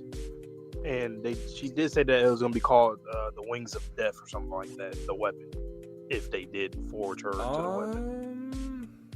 It looks like wings, kind of. Especially on the last page that you see her. Yeah. Like the, the feathers, the little layers or pattern, the lines or whatever. What's that monkey's name from the Powderpuff Girls? Mojo? Mojo Jojo. Mojo Jojo. She looks like she got the head like Mojo Jojo. Pretty beat him up for no reason one time. I think he was in prison. They went into prison and to he beat was him up. just I'm like, like what? chilling there. Like, you guys are the bullies. He said, no. Yoko, Notice her Yuko earrings. would go after you. I don't know why I keep calling her Yoko. Notice her earrings, okay. I mean, the only thing I can think of is like triangles. I'm thinking Don da Don. Don da da don da da don. My Don da Don brain said, huh? Triangles. And I look at the circle in her eyes. She's a part of the Illuminati.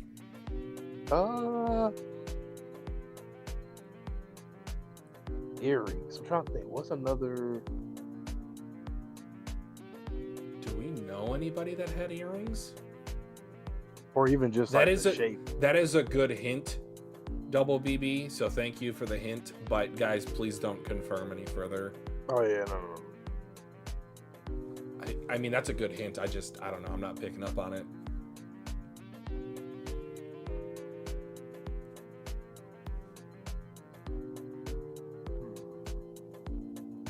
Oh, they look like chainsaw starters. That's right. Oh, That's the true. ripcord. The ripcord. Yeah. Gotcha. Okay, so this is probably death. My ears. Because especially how, if you look at the double spread of 12 and 13, how the panels are mirrored across those two pages. Yuko, are you dying? Don't die. And then she shows up in the panel to the left. So I'm thinking this is the Death Devil finally introduced. So they might all be sisters then, huh? Maybe. Because then they might visit Nayuda as well. Daddy? Who's the daddy? I think we need a Mori episode. The only thing though that is like I gotta always remind myself is that they will always be different. Whenever they die, they'll be different. Correct. So like Nayuda In a different form. And we don't even know how long these two, like how long they've been these two, how long they've been these two for. Like, has somebody been themselves was forever? The oldest sister, or maybe the second oldest? I would think second oldest, if I had to guess. If I had to guess, I would. The War Devil is absolutely the middle child. Like, you know, I was going to say the youngest. most flack. I was going to say the youngest. The middle child always gets the most flack, or like they always get like just treated like neglected. Like, I feel like she's the one that's thrown to the wolves. She's the one that got messed up the most, like from what we know of right now. I mean, or do you think it resets when the bodies reset? Do you think like the hierarchy of like who's the oldest resets? Probably. I mean, because Nayuda, because Makima is now the youngest. But I also think it's pretty funny if they keep their former ages previously. Let's just say Nayuda is like the oldest sister, or the second oldest sister, and she's like sonning these other ones, and like it's a child talking down to you. Makima deadass probably is like top two oldest, so just because like I feel like that's something that oldest siblings would do. They just doing their own shit. Like this is, or the youngest too though. She could be like a little spoiled brat because she kind of is, right? She gets everything. She had a fan. She was a big fan of Chainsaw Man. It's like when a rich kid wants like a circus freak, so like a person to show up and perform for them. Like she basically loved Chainsaw Not the Man. mail order bride, no. And it didn't matter if she died from him specifically or like it didn't matter. So she was kind of living good until Denji did what he did. I die. So, this is interesting though. We're getting into maybe lineages, and well, we literally are. I just don't think that Yuko will ever return to her former self. I think her being chopped up like this and then, you know, reformed into whatever that ending page form is, I feel like there's no way back. For my little sister. I know this is probably like a panel that was going around. Oh my god, who is this? Who is that? But also, do you get the impression that she's not really saying that with a lot of affection? Like she's trying to get a one-up on her little sister by doing this? Yep. Anything from my or is little she sister. confused about Like that. the form that Asa is taking? Or that the fact that Yoru had to take a parasitic relationship with a human? Because we never really knew like what Makima's deal was, right? Because we said the more, what was it? The more in tune with humanity that they were, the closer in appearance they looked to humans. Yeah. Something though, I will say this though. Why would the wording is kind of weird though? Because he's like, "Do you want to save her?" Like, okay, well, anything for my little sister. I don't think Yoru that would apply to her unless she just referring to them, since she clearly knows that this is like a vessel situation. She's just like talking to them as like one maybe, and it not being like specific. Like she is being specific, but she's talking like in general. But I think she is saying it in a way where it's like, anything for my little sister. Like, okay, here you go, I'll help you. Yeah. Like you brought her back from the dead, but you probably shouldn't have, because I don't know what her existence. Like, imagine you had to kill your best friend a second time, because she is killing more than just the bad people, quote unquote. I could see a scenario in the next chapter to where Yuko is going on a rampage, and Asa has to be the one to kill her because she's killing too many civilians. I guess we do have to see. Would you say that we have to? Well, would you say that Fujimoto definitely should introduce this whole angel stuff, like that side of it? I don't think he has to, because there is a lot of meat on the bone still left to be explored with the devils alone, let alone humanity. I don't think he has to. I would like it, of course, but I don't think it's a necessity at this point in the story. I feel it's kind of hard because he kind of set it up that way. Like, yeah, he could have changed the goal. Like, four horsemen, that's like a group when it comes to Christianity, a group of four warriors that are, yeah, exactly. So, like, what would they be at four horsemen for? Like, for what? Just to guard whatever the devil, whoever the devil is, to keep the system going, to keep the world spinning. So I don't know. And like, are they not doing their job anymore? You know what I'm saying? Like, they're doing all this other stuff now. Like, did they do their job a long time ago, and now they can do whatever they want? Well, like, are they still in that position? Chainsaw Man took a bite out of the flesh of the War Devil. We don't know if he's done that to the others or not. True. And currently, as long as they're raising her properly, Nayuta is not the same from a societal standard that Makima ever was. Nayuta is like out of sight, out of mind. I think they're storing her away. They're trying to not get her any sort of, trigger to cause her to go down a route. Now, with the appearance possibly of the Death Devil here, I could see something awakening in Nayuta to where she's like, I want to go out today. And Denji's like, why? You never want to go out. It's going to be one of those encounters where characters are looking at each other, and then she's like, okay, like Shigaraki Deku, those kind of interactions where it's like, oh, okay. I was like, why does her head look like it's about to be... Oh my god. Severed. Cleaved. Yeah, severed does not begin to describe what happened to you. You got diced up.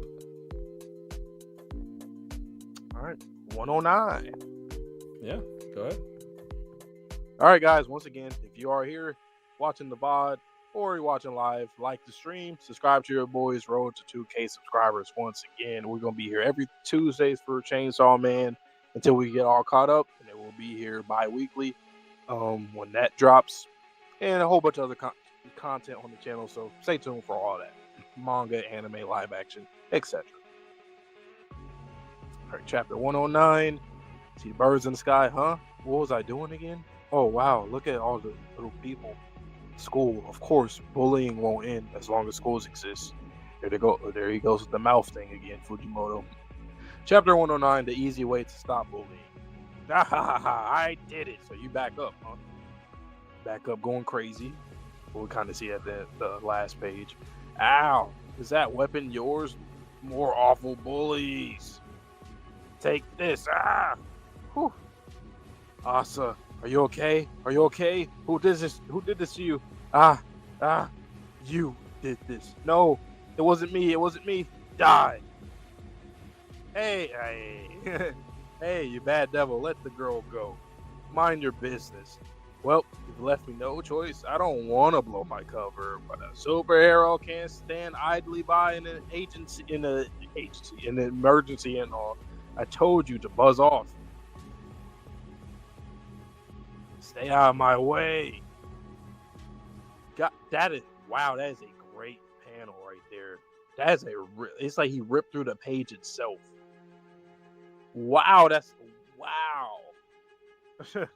Kanji, this panel right here is one of my favorites in the series. That is an insane panel.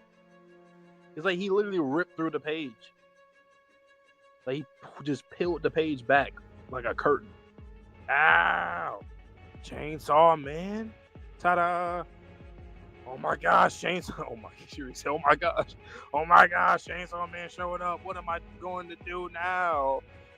Stay away, stay away. Chainsaw Man's here to save the day. That rhyme. Hey, bars. Why can't I hit him? Oh yeah, I can just read his mind. He'll be way too fast for you to read shit. Yeah, he's going crazy on you. You're kidding me. He's not thinking about the fight at all. All he's thinking about is how to expose his secret identity while making it seem natural. Remember how I said that it was literally earlier in the stream how the revelation of him being Chainsaw Man is going to be on some stupid shit? Kinda, not exactly what I was saying, but kinda with this fight here. Doing something totally just random, idiotic, feral, and that's why he's getting the edge here. The upper hand. Ow. Chainsaw Man. Yeah. What's up? To be continued. But that panel, I love that panel right there. You know what that reminded me of? That reminded me of the strike against the Menos Grande from Ichigo. Yes. Yeah, I see what you. Yep. No, but I agree. That is a fantastic panel. I think the reason Even why the blood it looks so great is the kanji is coming across the screen with his strike. Yeah. It's almost like everything in that panel is like connected and touching each other. Like the blood vertically, horizontally. Even Denji's arm is almost like you could look at it as like him resting like on a doorway or something like that. Or even like he's using the kanji to cut the tendril. Or yeah, exactly. That is a crazy panel. Like I think that's probably one of them underrated but low-key insane panels. Well, and not only that, the double spread of 14 and 15, it reminds me of that same double spread versus the Typhoon Devil. Oh yeah. Back in the Reize arc. Mm-hmm. Yeah, absolutely. I am so sick and tired of seeing this fucking brain matter and intestines. It's so nasty looking. Like, why do you keep doing this? You just gotta. I think Horikoshi likes drawing hands. Fujimoto, he likes drawing entrails and brains. They need to do like a collab or something. Like, have Fujimoto tell Horikoshi to draw some shit and him draw it like an AI. The most ridiculous looking shit. But it is a very straightforward chapter. You know, obviously, Yuko being bullies, you're a bully, you did this or Chainsaw Man, no, oh my gosh, oh my gosh. This is also reminiscent of how I imagine or how we saw Aki was feeling when he was fused as the gun fiend. He thought he was he thought he was having a snowball fight. Right. She's like, oh, just get rid of the school. I did it. I started. And then the one guy, The one guy, he was trying to run away, and she chopped him in half. There's no reason for that. How did you go? You can come back and be with us again. We can be friends after you just murdered everybody. You cannot. It's okay. We can change you. We can change. I can change her. You can atone for this. No. That's only reserved for Endeavor. That's one of the things from My Hero. I was like, Horikoshi, you better not. Don't do it. Don't do it. Damn. Deku. No. So we know Chainsaw Man, War Devil, inside of Asa, and possibly the Death Devil are all in this immediate vicinity. Where you at, Hunger? What you doing, man? What you got going on? Where you at? Imagine she's like a Bonnie. She can never be fulfilled with any sustenance. Huh. Oh yeah, and then that whole thing that you had mentioned too, about like devils with the affection thing, how they can make them look more human if you're like closer with humanity or whatever. She looks more human. Death, which I mean, death is something that literally is with humanity. I mean, it's right. Everybody has to go to it one day. Connection. Yeah. You literally, by design, if you have a life, you have to experience death. So hunger is definitely not going. Well, it can or it may not. It depends. It could be either or. I would actually like it if hunger were not in Japan, because if you think about this as a planet with all these four horsemen, it seems convenient that we even have 2 of the 4 or 2 of the 5, if you include Denji in that quintuple. Hunger's gonna look crazy. It's gonna be skinny as hell, probably. Like just bad, like just devoid of. What? Here's an idea. What if Fujimoto goes down because obviously he has the America ties with Yuko? What if he does a teenage girl who is suffering from anorexia? Ooh. That may do the vomiting because she's worried about her figure. And she's actually emaciated. I could see that as being like a taboo topic that he brings up in this manga. That you shouldn't be doing that, girls. Really. I just realized. So would Hunger and Chainsaw Man probably have like a crazy beef, huh? Because bro's over here eating a lot, man. He's eating a lot. How did you eat vomit? How did you eat the Control Devil? He's like, I just sauced it up. I put it in meatballs. I had shish kebab. Can we be honest? Denji, I wouldn't say like he's badass, but I wouldn't say he's like cool. He's cool now, but he's not like cool. Like he's still like, okay, you're a little weirdo, but he's cool, but not that loser. Cool. Yes. A loser. But it's funny, like I say that, but at the same time, he might be one of the best archetypes of the quote unquote him character. He does everything on his own like volition. Like everything that he does is how he truly feels. He doesn't lie to himself. He just live. He embraces everything that comes to him, and he comes out on top. That is a very much of a him character. He is a live and die by his own like words. He can't like he just won't go down.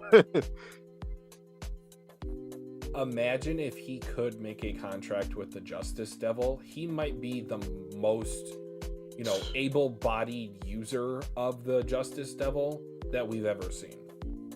He has conviction. If you want to talk about a man of conviction, that is Denji easy. To a T. It's like default. It's just it's always there. It's just there. He's got a 2 in intelligence, and he's got like a 35 in justice. And that's another thing. I know series are different and stuff, but like put other main characters in his shoes in this series. The shit that happened with him and Makima, they're not coming back from that. And if they do, it's going to take way longer than what happened with him. No one is putting up the numbers in this universe that Denji is putting up. Like, let me think. Who can you think of right now, a shonen protagonist that you think in his shoes used in the same way as like a dog? Maybe not the exact same with the whole lust thing, but just being used and whatnot in that position all the revelations, all the things that you learn, who do you think can do a good enough job like him? It's a cheap answer. I will say Rudo, just because we've brought him up before. Okay. So I will also give you another answer. And I think this is going to be a pretty interesting one. I'm curious what you think about it. What about Tanjiro? That's what I was thinking about.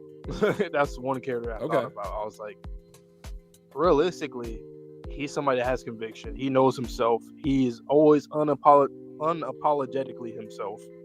Regardless if he has to take down a demon, he'll pray for you after. That's his way of doing things. And he's faced the same kind of adversity or crazy adversity. So, yeah. That's my answer. Who else I think would do a good job? There's some answers I could say, like characters that I think not necessarily that they would do a good job, but I would want to see how they would do because of how bad it could possibly get if it were in that role. But did I mention Eren Yeager before? We probably threw him in there. Maybe. I think we had a conversation for a little bit. Eren so in guys, the series, off screen, we were talking about like different series we'd like to see MCs go into. Eren would be in perfect. This, man, because Denji with the Justice Devil, Eren with the Justice Devil. What he already did in his own world. There's a potential that his might be even as much or even more satisfying than Denji's. And we kept saying Denji's this like one of the most satisfying I've ever seen a protagonist be the main antagonist. But Eren is that he has that animosity too. And we see what he did in his series. Like, so imagine if he did something on that scale to like Makima or against her. Because she does that to everybody. So imagine he gets to the point where he has the upper hand to that extent. That's pretty damn wild. He is the antithesis to Makima. He would, honestly. Oh, yeah. He would be a severed head and he'd be crawling with his tongue. If he were still immortal like Denji was in that scenario, there's no stopping him unless you destroy him on a molecular level. You know who else would do good? That boy Levi. I know he gonna make him some contracts. He gonna make the contracts that he need. He's gonna go out there and go crazy. I offer you up my fingers. Hey, wait, you don't have those fingers. Another MC though, before we head into the next one, I don't know.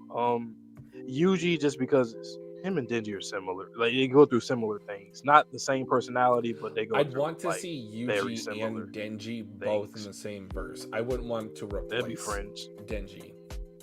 They'd be friends. They go through the same shit, man. It's like, I guess at this point in this new generation, these teenagers, they just gotta have that mental just completely. They gotta go to the absolute lowest before they come back up again. So wrong. But hey, it is what it is. But ready for 110? Yeah, I guess. Man, that was a great chapter. Alright, and I have to look away from the screen each time because for some reason Viz keeps putting me at the end of the chapter. Alrighty then.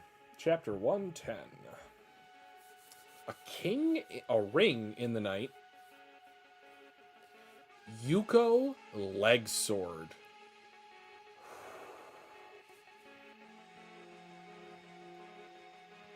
Remember me, Chainsaw Man? Oh my god, he is just horn dog supreme. Wow. Do I know her? Oh. Hey, you. I saved you. Yeah, me. Don't eat me. I'm not gonna eat you. Hey, that's it. I'm Chainsaw Man. I don't eat people, because I'm human on the inside. How about I show you my human form to prove it? As she's... Yoshida's like, get over here. And he's gone. Mid-swing, I might add. So he's gotten very proficient with that octopus devil. Look how that girl looking. What the hell?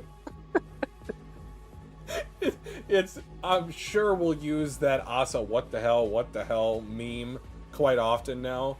It's the what the hell? He vanished. Is he saying I'm not even worth his time? Show yourself! Chainsaw Man! I'll obliterate you! Oh my god, she is such a brat. Dua? You're hopeless. I told you I'd stop you by force if I had to. But that was such a natural reveal! Oh my god, the meta-ness of that panel. Fujimoto, well done, my man. I heard 4 kids from class 2 died. They're saying this Yuko turned into a devil and killed them. Yeah, her, the annoying one. You know how Yuko was bullied in middle school? I bet that's why she made a deal with the devil. And she's now becoming a martyr for a political... Oh my goodness, this uncomfortable to read, I'll just say. It just goes to show that the mentally weak get tricked by devils easily. Did you hear? Supposedly Yuko got away. She still hasn't been found. It's that dream again. The birds on the ground? I'm running down an alleyway for some reason. The ground's littered with dead chickens.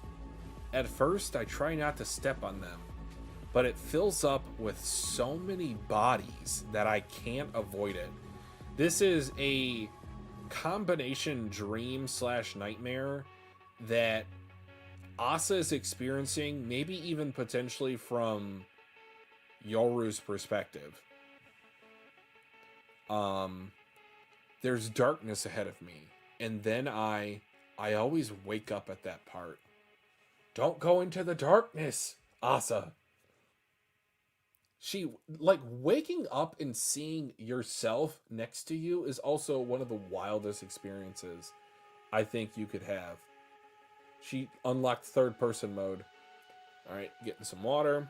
Looks down. Ding dong. Huh? Don't open that door, Asa. Who is it? Oh, is this still the dream? Hey, Asa, sorry for showing up in the dead of night like this. Yuko? Dash. Don't open it. Sorry, I managed to get away, but I've turned into a devil. If I see you, I might try to eat you. Creak! I told you not to open it. Alright, she is a fiend? Fiend out. Potentially? And I love the callback to Denji opening up the door and seeing his friend in fiend form from part 1. It's not lost on me, Fujimoto. Right, exactly. Told you not to open it. But that is interesting because it might not even be what we think it is. It could be a fiend thing, or it could be... I'm just gonna say it, Vontae. I love this series. It feels like I took 2 minutes to read this entire chapter. Oh, yeah. And yet the amount of content that was in here, we got so much, but it felt like I need a 70-page chapter each time I read this series. Right. That was hilarious. That one girl's like, bro, don't kill me, please. And Yoshida got him out of there, and she's just looking at Asa like, what the fuck just happened, man? What just happened? It was an octopus, and then you jump with a weapon, and then the chainsaw. Dude. And he left. And it is pure comedy that Yoru is screaming into the aether. Show yourself! Chainsaw Man! I'll obliterate you! Can I just say the comedy is really good because it's kind of like Invincible, where like the comedy, it works. Like it can happen at any time and it still works. A lot of times gave me Powerplex vibes for that entire panel. Yep. It's you're not even worth his time. My God. And to be fair, nobody in this fucking verse in general is sane in the head. No one is. Even with the stuff that doesn't exist, there's still a lot of crazy shit that does exist. Devils in general, the other ones that do exist still, that kill people. 7 out of 20, right? And us as the viewer is thinking to ourselves, oh no, the war devil, she's one of the 4 horsemen of the apocalypse. You know how low diffed she just got by Yoshida? Oh, Yoshida was able to extract Chainsaw Man, who was literally trying to hit on a woman he just saved. They are not paying attention to one of the four horsemen of the apocalypse, and there's no consequence to that right now. Right now. It would be funny if it weren't so sad. Like how far has she fallen? Hey yo, he got outclassed by the first Devil Hunter. Like back in the day, I'm very certain you were definitely above Quan Chi. Like you were once within that OG 4. Jeez. Plot twist: Quan Chi is the 5th.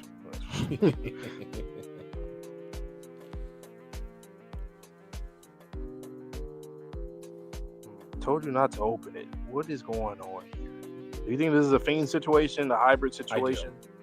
I think it's a fiend. That'd be my guess. Because of how it's kind of like over her eyes, like Aki was. And in the hand. Yeah, she's fiend out.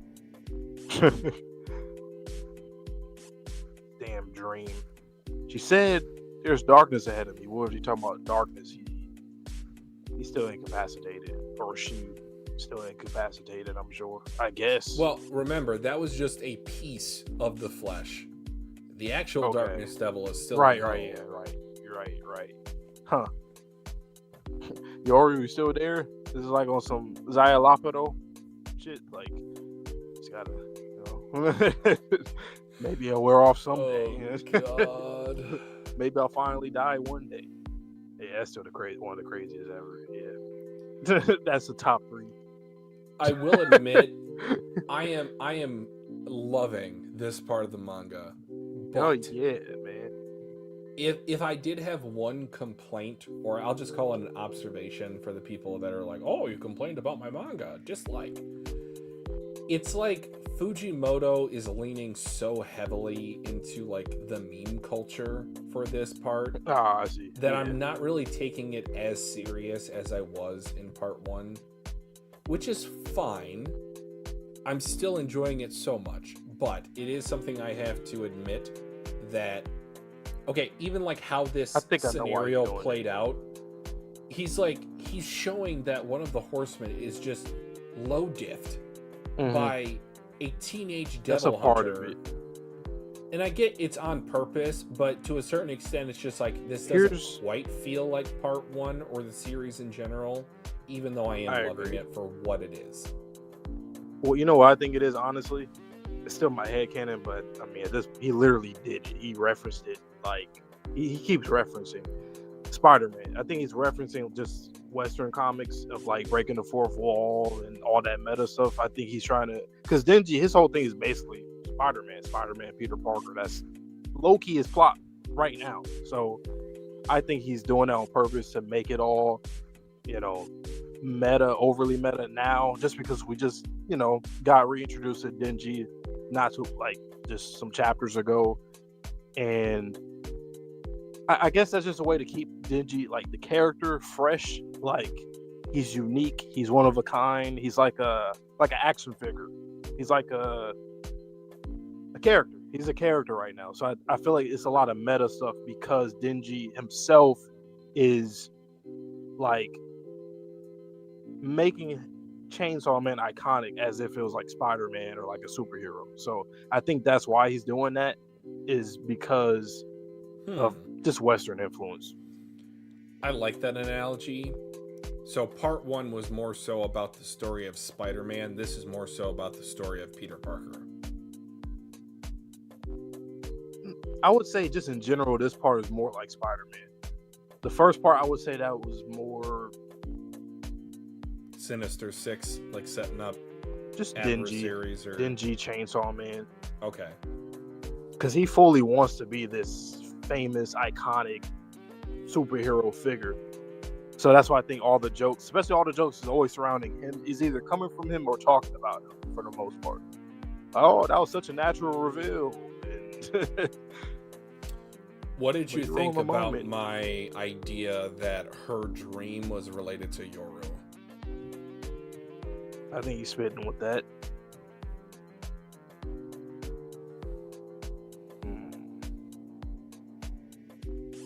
Because if you just take that middle panel and read the text, at first I try not to step on them, but it fills up with so many bodies that I can't avoid it. That's an Erwin Smith line.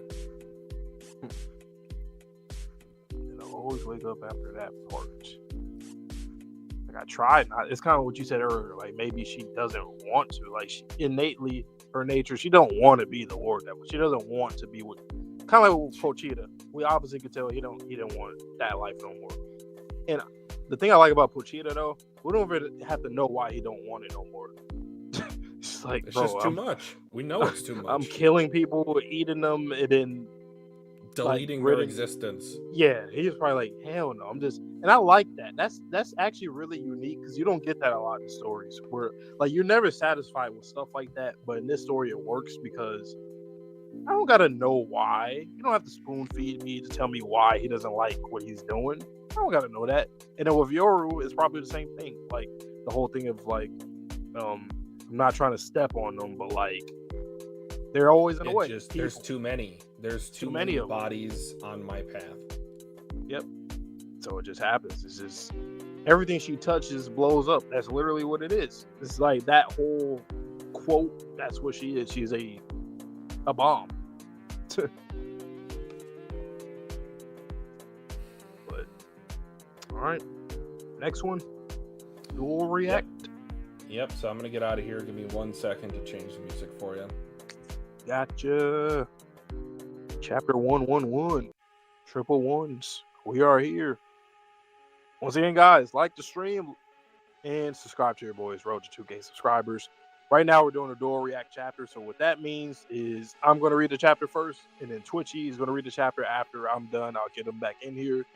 As you guys notice, with some of the recent chapters that we read, we're following along off camera while the other one was reading on camera. But here, he's not on camera at all, and he's not even in the room right now. Doesn't got his earphones in or nothing like that, so that we can get authentic reactions from both of us at different times. Anyway, every time I try to say that, I always make it longer and longer and longer. I don't know. But the chapter titles, ha ha ha ha. Well, do you want to eat me? Oh gosh, a little bit. Holy crap, I just won't look at you. I'm here to say goodbye. I have a distant relative who's a devil hunter. I'll try going to them. Huh. A distant relative who's a devil hunter. I'll try going to them. There could be a way to turn me human again. And if I get killed as a devil, I guess I deserve it. So she's like in a between stages somehow? Like, what is this like a new subset within the power system?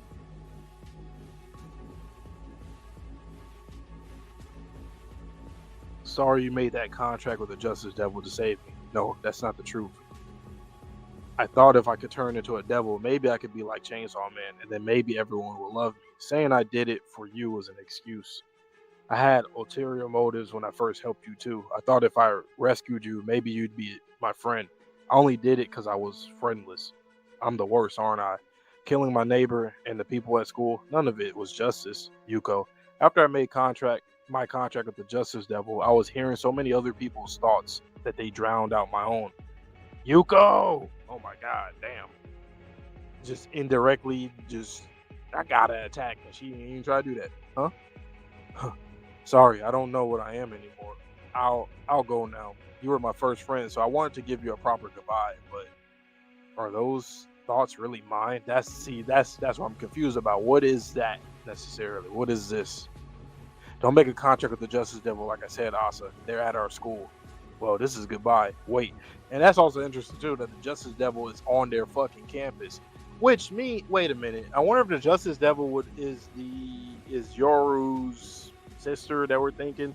We were thinking, obviously, it had to be a four horsemen, so like either hunger or death. We thought it was death. But maybe it's justice. Maybe. I don't know. Just give me a minute. Take my shoes. Aw. You're barefoot. No thanks. I don't need them. If you don't need them, sell them. If they won't sell, you can't just throw them away. I can't believe I said something that embarrassing. Wow. It's almost like we had like a whole journey with these characters and then they're going separate ways. We knew both of them, like both of their relationship was just last volume going into this. Like we barely met Yuko. Just laughing, having a good old time. I'm the worst. A bunch of people just died. I killed my own teacher and class president. And here I am laughing at how funny this is. It's just hysterical. Asa, I'll be back to return your shoes one day. You better. All right, Straw Hat. I believe her too. I think she will one day. But I just wonder how that's going to be. When those paths cross, I feel like it's going to be just wild. So she's jumping through the city. I wonder if we're going to meet the relative now in this chapter or it's going to be a minute. So there's birds around her on the roof. If only I could read birds' minds too. Okay, so you see everybody sleeping, Yuko sleeping, Denji sleeping with dogs around them. You see, oh, is that Nayuta right there in front of Denji too? Why is she all up in his face like that? You see the dog's noses and you see her in the corner. Who's on the top panel? Is that the person that got saved in that little in the fight that just happened? Okay, she's bleeding from the nose and the mouth. Chainsaw Man. Oh shit! Whoa! So he just killed her, held her upside down, and just wow, decapitated her. What the fuck? Whoa! What is going on there? But I thought that was Denji that was sleeping in that panel though. What the fuck? Whoa! What is going on? Because I'm certain it's not Denji just because of the silhouette. Just showing us a silhouette that has to be somebody else. I don't think it's Denji. If it's Pochita, maybe. If it's somebody else, I don't know how that happened. Perfect volume for the relation. Yeah. Whoa. Yeah, because he's literally asleep. How the fuck? And the Yuta being right there, her head be poking out right there. I don't know, man. That's a little sus. Get out of his face, man. Are you doing something? Get Twitchy back in here, man. This is a good chapter. I see why this is a dual react right here, obviously. Especially for that last page. Come put your turn. What emoji should I use, guys? What emoji? Sure, let me know. What emoji should I use? Because you got the birds in here. Shoes, maybe?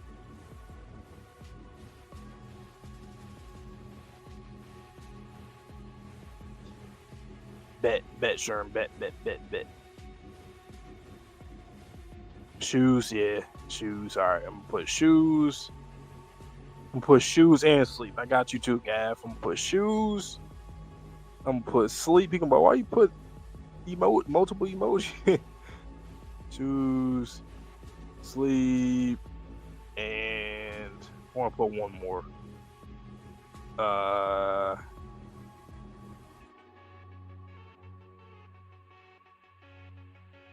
gonna put like I might put a question mark or no, I'm gonna put the mind blown emoji. So shoes, sleep, mind blown emoji. There you go. I'd be like, what the hell? What? He probably could pick up on the shoes thing for sure, because that's been a theme or a thing in general. That was one of them ones. Okay, he is coming back in about 5, 4, 3, 2, 1, and he is back right now. Boom, in sync. Good timing. Sleepwalking, huh? Enjoy. That's the best that I could glean from that. But before I glean anything from the chapter, let me skip to the beginning. You might be asking yourself, hey, that's kind of a weird phrase, but this is my reality at the moment. I am not dreaming. At least I don't think so. Continuing. Chapter 111. Well, do you want to eat me? Oh gosh. A little bit. Holy crap. I just won't look at you. That's not going to solve anything. I'm here to say goodbye. I have a distant relative who's a devil hunter. That's not going to end well, so don't go try going to them. There could be a way to turn me human again. Nope, that ship has sailed. And if I get killed as a devil, I guess I deserve it. Sorry, you made that contract with the Justice Devil to save me. No, that's not the truth. I thought if I could turn into a devil, maybe I could be like Chainsaw Man. And then maybe everyone would love me. Saying I did it for you was an excuse. I had ulterior motives when I first helped you too. I thought if I rescued you, maybe you'd be my friend. I only did it 'cause I was friendless. I'm the worst, aren't I? Killing my neighbor and the people at school too. None of it was justice. Yuko? After I made my contract with the Justice Devil, I was hearing so many other people's thoughts that they drowned out my own. Yuko! Squeeze. Huh? Sorry, I don't know what I am anymore. I'll go now. You were my first friend, so I wanted to give you a proper goodbye. But are those thoughts really mine? Don't make a contract with the Justice Devil like I did, Asa. They're at our school. Well, this is goodbye. Wait! Just give me a minute. Creak. Take my shoes. My heart, it is broken. You're barefoot. No thanks. I don't need them. If you don't need them, sell them. If they won't sell, you can just throw them away. I can't believe I said something that embarrassing.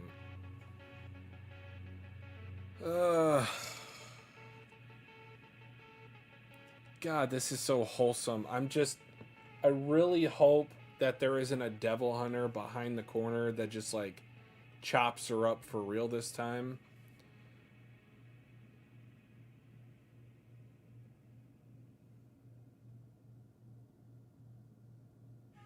That's weird. I'm the worst. Is this all like a dream?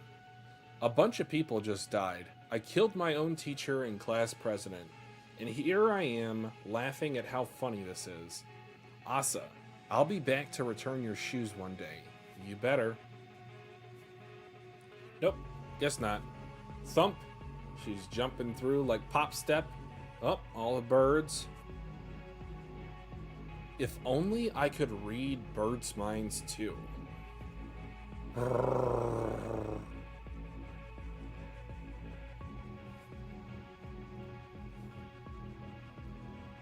Chainsaw Man?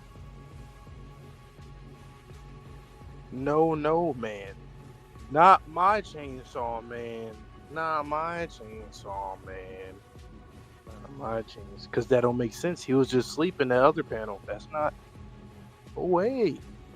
No way. Who is this? Is this another? Is this Yoshida? No, What you doing? Is this somebody else? I don't know. This could just be the way that he drew this, but the shadows. I meant to say something for last chapter when we saw Asa, or maybe it was the chapter before, to where the War Devil Yoru came out. But look at the build, like specifically the upper body. There's imposter among us. Yeah, double B. I see what you mean. Yeah, that is. It looks more burly. Like Yeah. Denji, he's more of a thin kind of guy, and like you said, like he that was forearm just is sleeping. thick. Thick ass forearm. Oh, did you notice anything on page 15? So go back to everybody that's sleeping. The dogs in Nayuta. Yep. Yuda. I'm like, what the hell? I was like, wait, is that her head? I was like, oh, why are you in his face? What's going on? Is Are that you the doing other something? girl that he saved, the one with the freckles at the top? It could have been. I don't know why I thought it was the one from that last chapter when Yoshida, but I don't know. A lot of people look like that. I think I've seen a woman early on, like in the was it a Reze arc that looked like that? It's like 3 characters that look like that. But what happened though? Like what? Imposter. Ooh. Any chance that Denji or the Chainsaw Man got split into parts like the Gun Devil? Yep, exactly. Yep. Yep. I was like, oh, maybe that's someone implanted this into a dead body. Maybe this is a chainsaw fiend. This is dangerous too, because you have all the people that love chainsaw, and like imagine we're going to see something like that. It's going to be an event or something that he's going to go to, and it's going to be an event for Chainsaw Man. It's like in Spider-Man when Green Goblin, when he first attacked everyone at that festival, is going to be like that, and I think people are just going to start getting just destroyed by their hero, right? Their hero is now destroying them, but it's an imposter. So, oh no, fake Saw Man. Oh, Denji's about to fuck him up. I mean, he's probably hella because strong. It's all about the street cred. Like Denji is living through. He's ruining everything for him. Public opinion. But this might make him stronger. I will say, if people fear Chainsaw Man or this fake Chainsaw Man, that's how he gets stronger. Because now everyone loves him. You're 1,000% correct. Because I kept wondering how exactly will he get stronger if people love him so much. Like, how does that work? That's how it works. And it makes perfect sense because Gun Devil splitting. And you know how visceral killing someone with a chainsaw would be? Instantaneously, if people, with society, with all those people that were interviewed by the news station last volume, you know how many different opinions there were? Almost all of them will shift immediately if you see like a tore up, destroyed body, mutilated. Ooh, that would be so cool if you get to see those same people again in the future. Like, let's say some of them already, like, they lost family members, or they got messed up too, or they just anything, and it could look crazy. It could have some of them just like going insane. The public perception shift, similar to the Dabby reveal from My Hero. Exactly, that's what I'm thinking about. Endeavor worked his whole life to build up his hero mantra, and immediately was torn down. He was listening to all the voices, the chaos. Can't you see? Even can't you see? It was like, no, look, boy. He was like, I don't want to look. No. I don't want to see that. Hey, can people make some edits of Look Boy? I need to see Look Boy versus Joy Boy or something like that. Somebody make that fan animation one day. If we ever get an editor, that is the first thing I'm commissioning. Look Boy. Like, nobody's ever bigged up Look Boy to that extent. Like, why not? Why not? Kaido's like, I want to be Look Boy. I can be Look Boy. What you say, run behind Look Boy? I'm sure that's on YouTube. I'm gonna look that up right now, actually. Can't you see, kid? Man, shout out to Yuko. She did not deserve to go out like that. Fujimoto is indeed a demon. He's great at these friendships, these relationships, though. That's something that you don't ever say. You just say, oh, I like the cast of characters. They have good chemistry. You don't ever say, like, I love this character relationship. I don't ever say that unless it's like siblings or students, you get one relationship that you're like, okay, these guys as friends is amazing. So I'm not trying to like force it too much, but like Toto and Itadori, I'm not just saying that because he's on the screen with me, but like legitimately their friendship is amazing. Yeah. What is going? Yeah, imposter. Well, yeah, that's exactly what's going on. The splitting of Chainsaw Man. You know, it's funny too. He's probably it's gonna like be like an army amount of them or something at some point, like a good amount. And I think he's gonna make them bow to him or something. Like they're gonna just.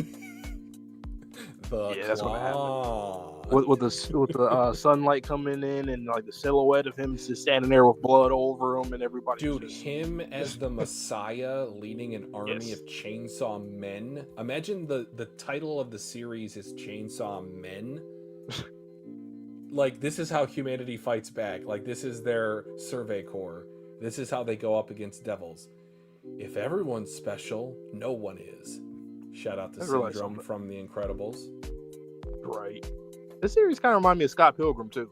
That was a random connection, but when you think about it, in terms of like I know that was more romance, but lust and romance mixed with like just throwing some main character into this world, and they just have to just survive and just As a driving force, I agree, but man, what an interesting connection. It just feels so like. And I don't another know. thing, how savage is it on page 15 that Fujimoto drew those 3 characters sleeping, and then he drew Yuko dead, decapitated. What an absolute savage. Anytime I see somebody holding somebody upside down by the foot, that is just some fucking feral, barbaric shit right there. Like, what is that? It's like you're holding up a piece of meat, like you're a fisherman. Like, this is your catch, this is your prey. Like that one art of Itachi. I know you probably seen it before. Is where he's holding the kid upside down in the silhouette, like behind a curtain. Did somebody make that, or did a fan make that, or was that official? Canon. I do not think canon. that is canon. I do not think it is canon. You don't think so? I don't know why I think it is. I feel like it wild. was just because people always. I don't know. There's always. I mean, it could be. It's not something I like looking at too often, so I don't really go looking into it. But yo, Hood Magic, what's up, man? Welcome. Today's been a day. This has been an interesting read. My God. We got just one more got done chapter. With chapter 111, so about to get into I think the last one of the night. Yeah, 112 is the last one of the volume. Yep. Yeah, I don't really have nothing else to say from that chapter.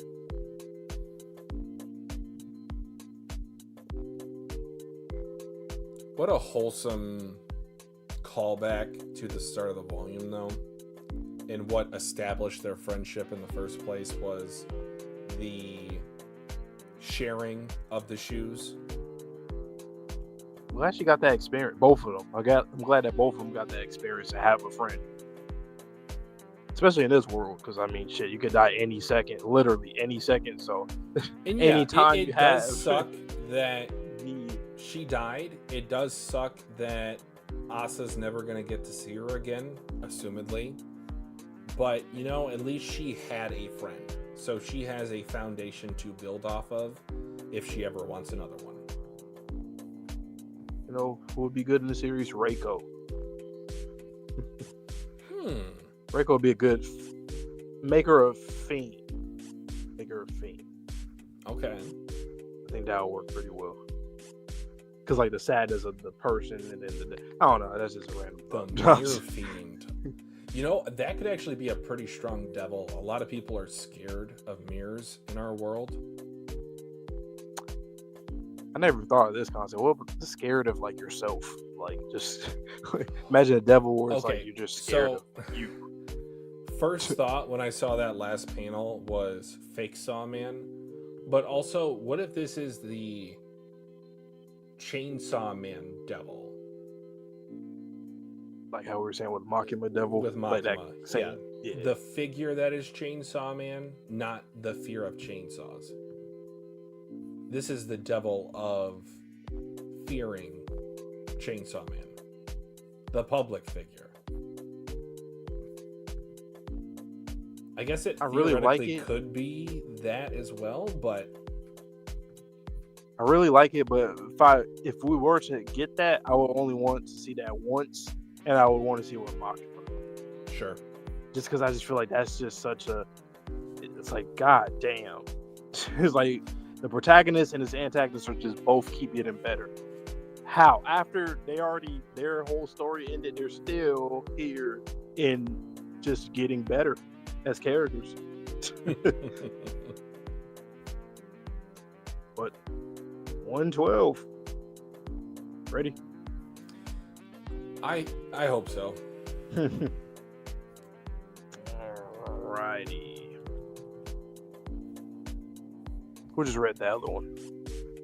You did, right? I read it second. I lost my memory.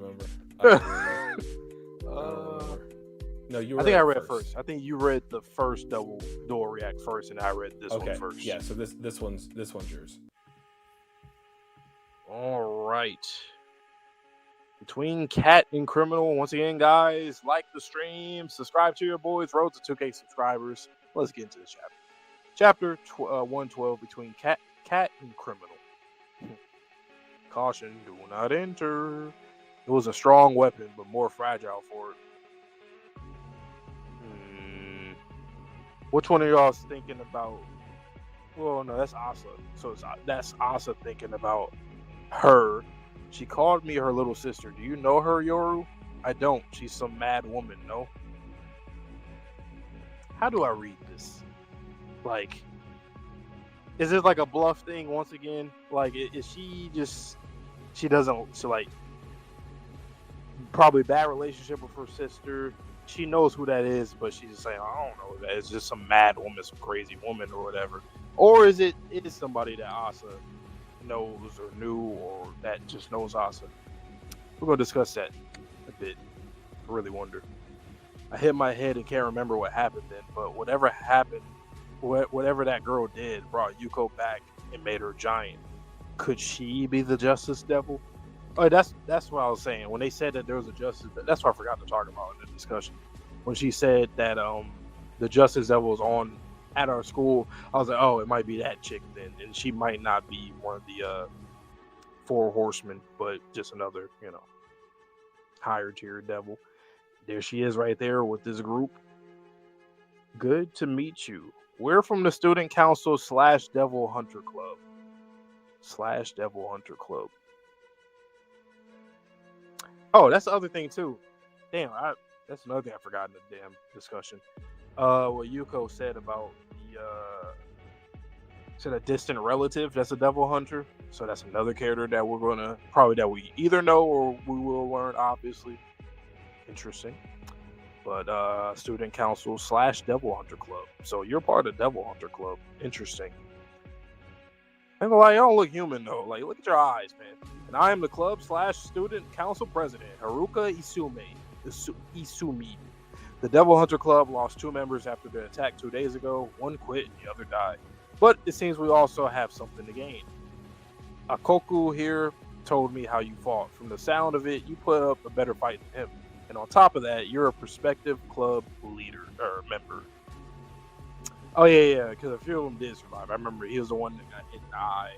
Another one kind of got knocked out, and then the other 2 got or the other ones got impaled, and then he literally said the other one quit. So yeah, they're gone. We will gladly accept you into our club.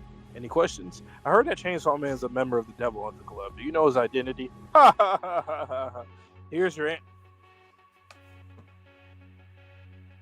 Well, here's our answer. So I'm assuming who just did that to Yuko is probably, yes, him. Interesting. Wow, that is actually another insane plot twist. Because then it's like, if people are fans of him, they start cosplaying him, then they start being him. They could literally start being him if they have part of his flesh. I'm assuming that's how he got that. So I'd never even thought of some shit like that either. That's a crazy concept, Fujimoto. Start to become your idol. Like, wow. I have something to do today. I need to go. See you around, Chainsaw Man. All right, till we meet again, Asa Mitaka. And it's funny because you even mentioned Twitchy earlier of like if she ends up becoming Chainsaw Woman because the whole joke with Yuko. It could happen. That could happen. Okay, they walking away from each other. I say, we're going to meet them again in an insane arc. Is that guy really Chainsaw Man? The starter proves it. But would he really out himself like that? Wait, why didn't you fight him then? I couldn't even beat Yuko myself. There's no way I'd be Chainsaw Man.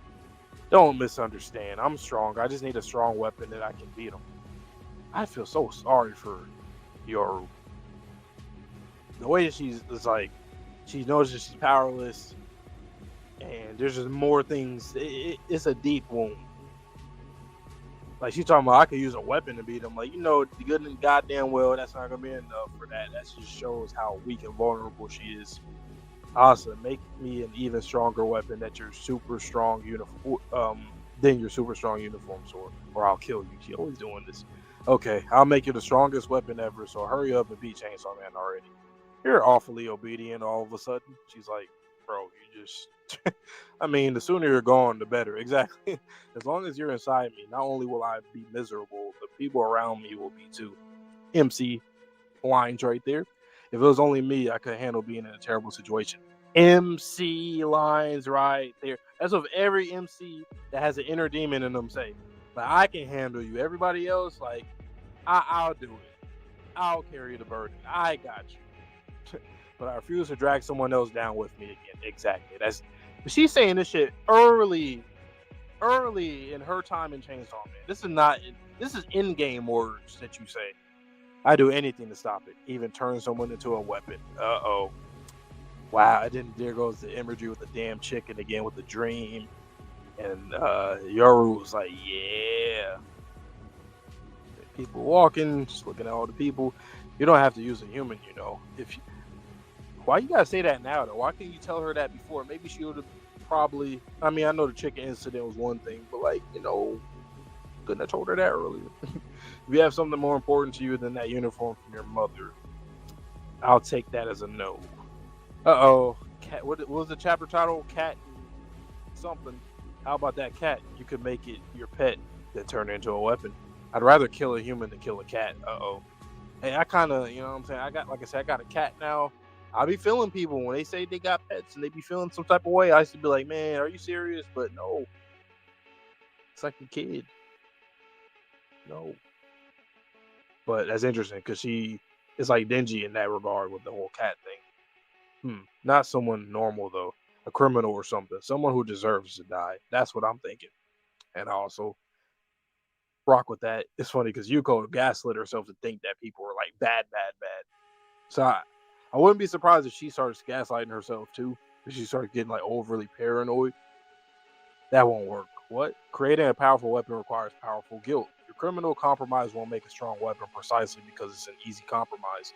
Well, I still refuse to weaponize a cat. I have a suggestion. Pick someone between cat and criminal. There, that's the title. The line at which you're okay with killing and the line at which you refuse to kill. So obviously we know which one would be stronger on that based off of what she just said. Unless she's tricking her, but I don't think she is. I feel like she mentioned something like this before. Was I misremembering? Methinks the powerful weapon you're after lies somewhere between those lines, between cat and criminal. The imagery once again. He's picking up cigarette butts. I said the imagery. That's literally what Denji's doing. I'm like the imagery of, I don't know, somebody. He's an idiot and a loser, but it turns out he's a good person. Meanwhile, here I am thinking about murdering someone. He's taking them apart. Twist, put it back. He made new cigarettes out of littered ones. So what is he doing? He about to give it to homeless people, probably. American smokes. They're $1,500 a pack. I'll take 2. There, yep. Pleasure doing business. He's ripping off homeless people. What a piece of crap. He's between cat and criminal. Oh my god, this is like city. It's like City Mouse and Country Mouse, like another question theme that applies to what's going on in the series. But not so bad that he deserves to die. He isn't a bad enough human to deserve death, no. But to defeat Chainsaw Man, to get your body back, do you have any other choice? Think of it as a necessary evil to put it into a nightmare. So, wow. And then with her on her shoulder, her thinking about Yuko. Hey, wait up. Aren't you that chick who hates Chainsaw Man? What are you doing, huh? I'm selling smokes because part-time jobs are against the rules. What's with that? Are you an idiot? Huh? Get off my back. I got a lot going on. I'm a busy dude. Beat it. Like, man, stop talking shit. Leave me alone. Are you busy tomorrow too? Huh? No, duh. I'm busy tomorrow and the day after too. Oh, I see. He's like, why'd you ask? If you're free tomorrow, would you go on a date with me? A date? Yes.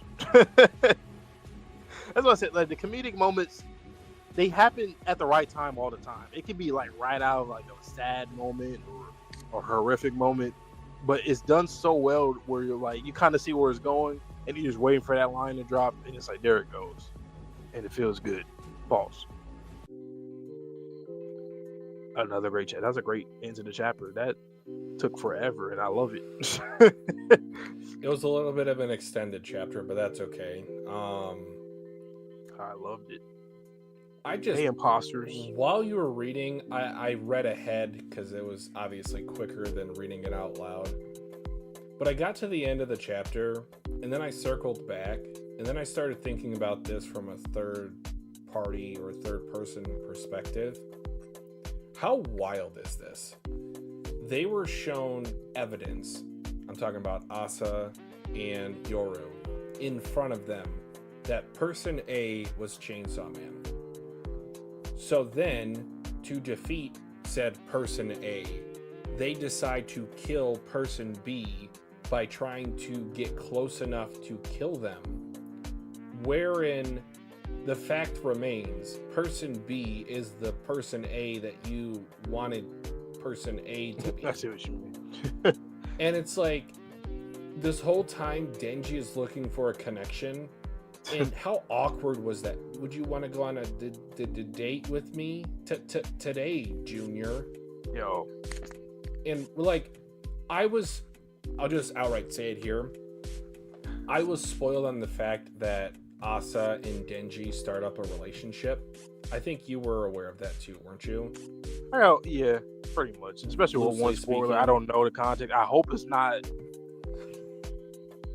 I hope it's consensual. That's all. Anyway, my point being is I was unaware that this is how their relationship started off. Like, this is the foundation that they're building this relationship. Right.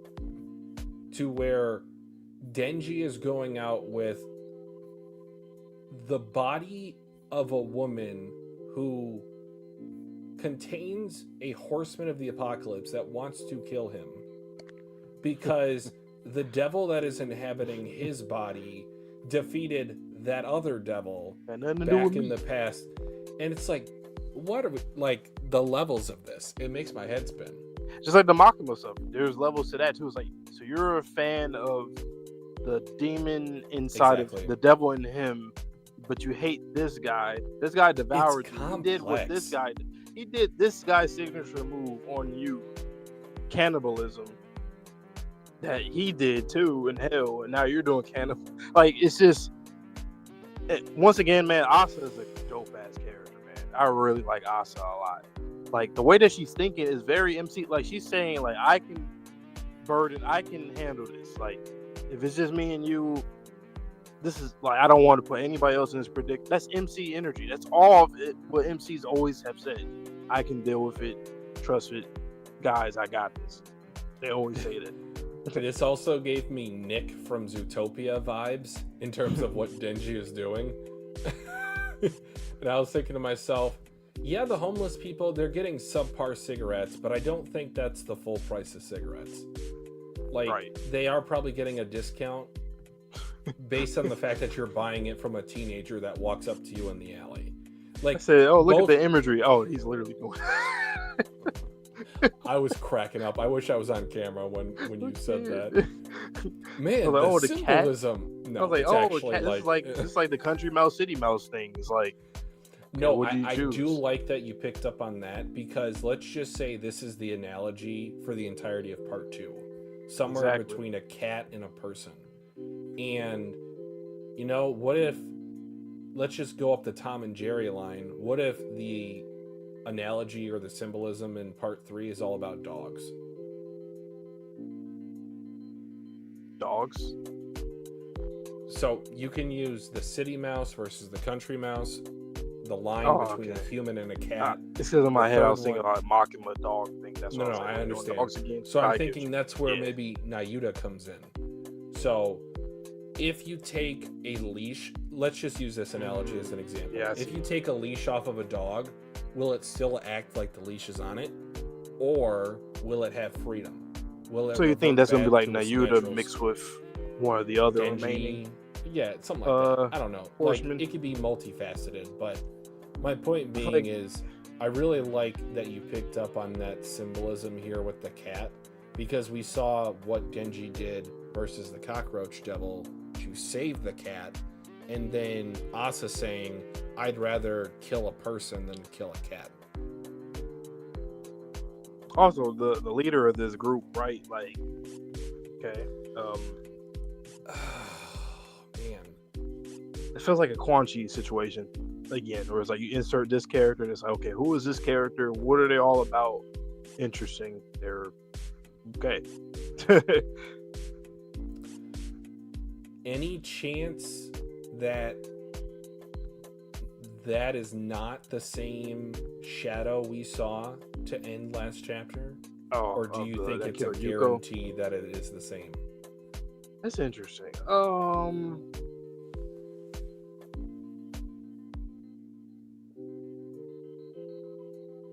I think it is him only because of what's the panel? The panel where they're walking away on page 7. I feel like that can be implied, like, when their paths cross, like she doesn't know that he killed her friend, like that kind of thing. Like someone, I mean, I don't know how to articulate. Go back to page 3. I think you missed something. Page 3.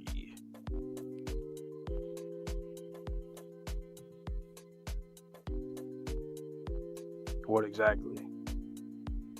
Did you say that was the Death Devil? I didn't hear you say that. Look at the earrings.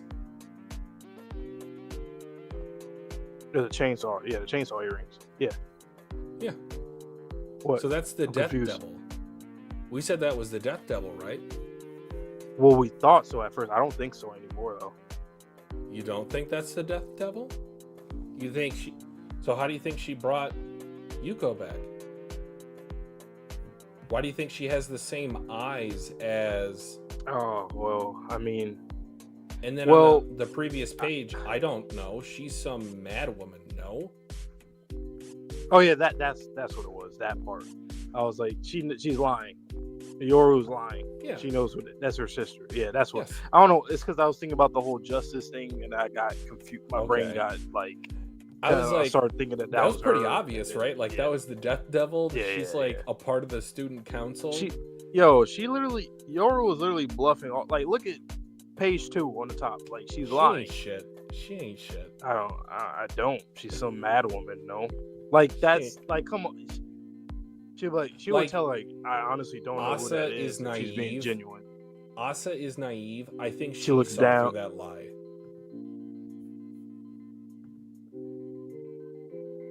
I don't think so. Well, you think she saw through it, like she knows she's lying?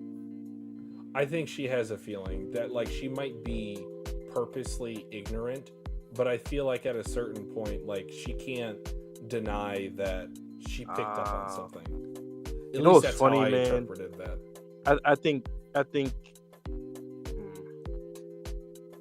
don't know, man. It really can go either way, because immediately she starts thinking, like, to herself, like, of the whole situation with. Oh, that's the thing that threw me off. Could she be the Justice Devil? That's what threw me off. When she says that, I was like, oh, so is it the Justice Devil or is it the Death Devil? But no. Based off of Yoru, that was just the first thought that she had. I know. I'm just saying that, like, because she said that and the Justice Devil was here, I was thinking that, like, she had just appeared right in front of her. So initially I was like, oh, is that one of those kind of things? But so we have 2 characters that are unexplored right now. So one is the Yuko relative that she was trying to go to. That's one. And secondly would be the Justice Devil. Outside that have impact on our story. Oh God, it's gonna be one of those arcs again, huh? International Assassins type of arc, which is all these different factions. That's literally, oh no, I don't want no more chaos right now, man. I can't. I'm not ready for that. No. Okay. Can I just point something out? And it made me laugh when I thought about it. But remember that conversation just a couple of chapters ago. Are you stupid, Yoru? Of course he's not the Chainsaw Man. he wouldn't outright claim to be the Chainsaw Man. And then immediately when a little This kid. dangling cord is shown out of someone's chest, Yoru's like 100% convinced. No, I think you are stupid. Like, you're adorable, but like you're just as naive in a different way than Asa is. I don't know. It could be like a she's just not keen no more. Her senses are just not keen. She's daft, I think, is the more accurate description of Like her. she ain't at no level of like I said, Nayuta might be more like, we don't even know. She might be more a higher level right now. Maybe. Who knows? I guess she's been living good, right? Imagine Denji just comes home and she's doing like a seance. What Yo, you doing? Can I just say, this concept is actually cool as hell though. These dudes are just they're just fans pretty much of him, and they're just like, yeah, we want to be Chainsaw, basically.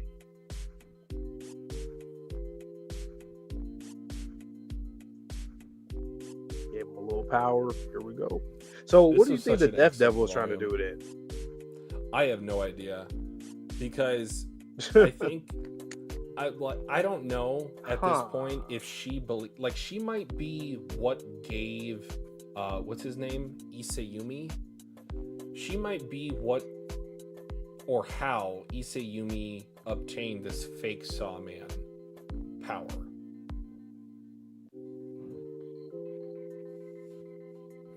Because remember how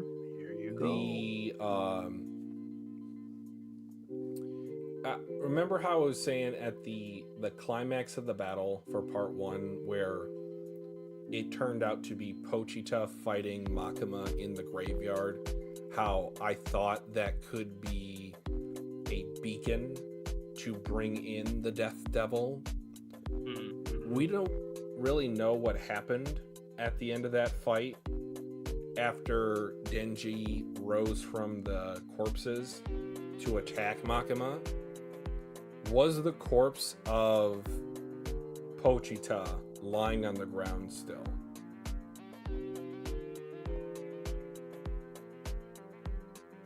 I remember.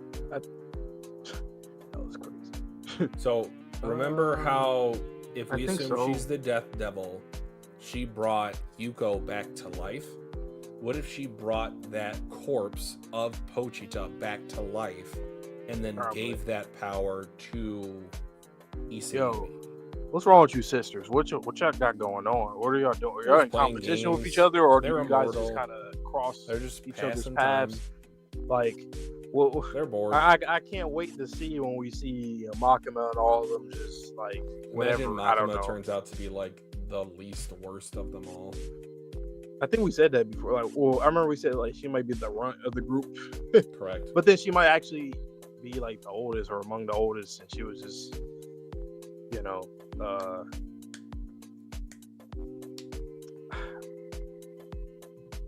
I just wonder how fleshed out the rest of them will be. I hope they're fleshed out pretty well. I think they will be, because I mean, once again, we just started part 2, and Asa's already like, I was saying it multiple times in this chat. Asa's doing it. She's saying in-game lines. Like, the way she talks is like she's been through all this already. Even the conversation with Yuko. Into a weapon. It's like we watched their friendship for like hundreds of chapters for her and Yuko, to see them split right then and there, and then she dies. I feel like I've seen them for many, many chapters. Fujimoto, he has a gift for this.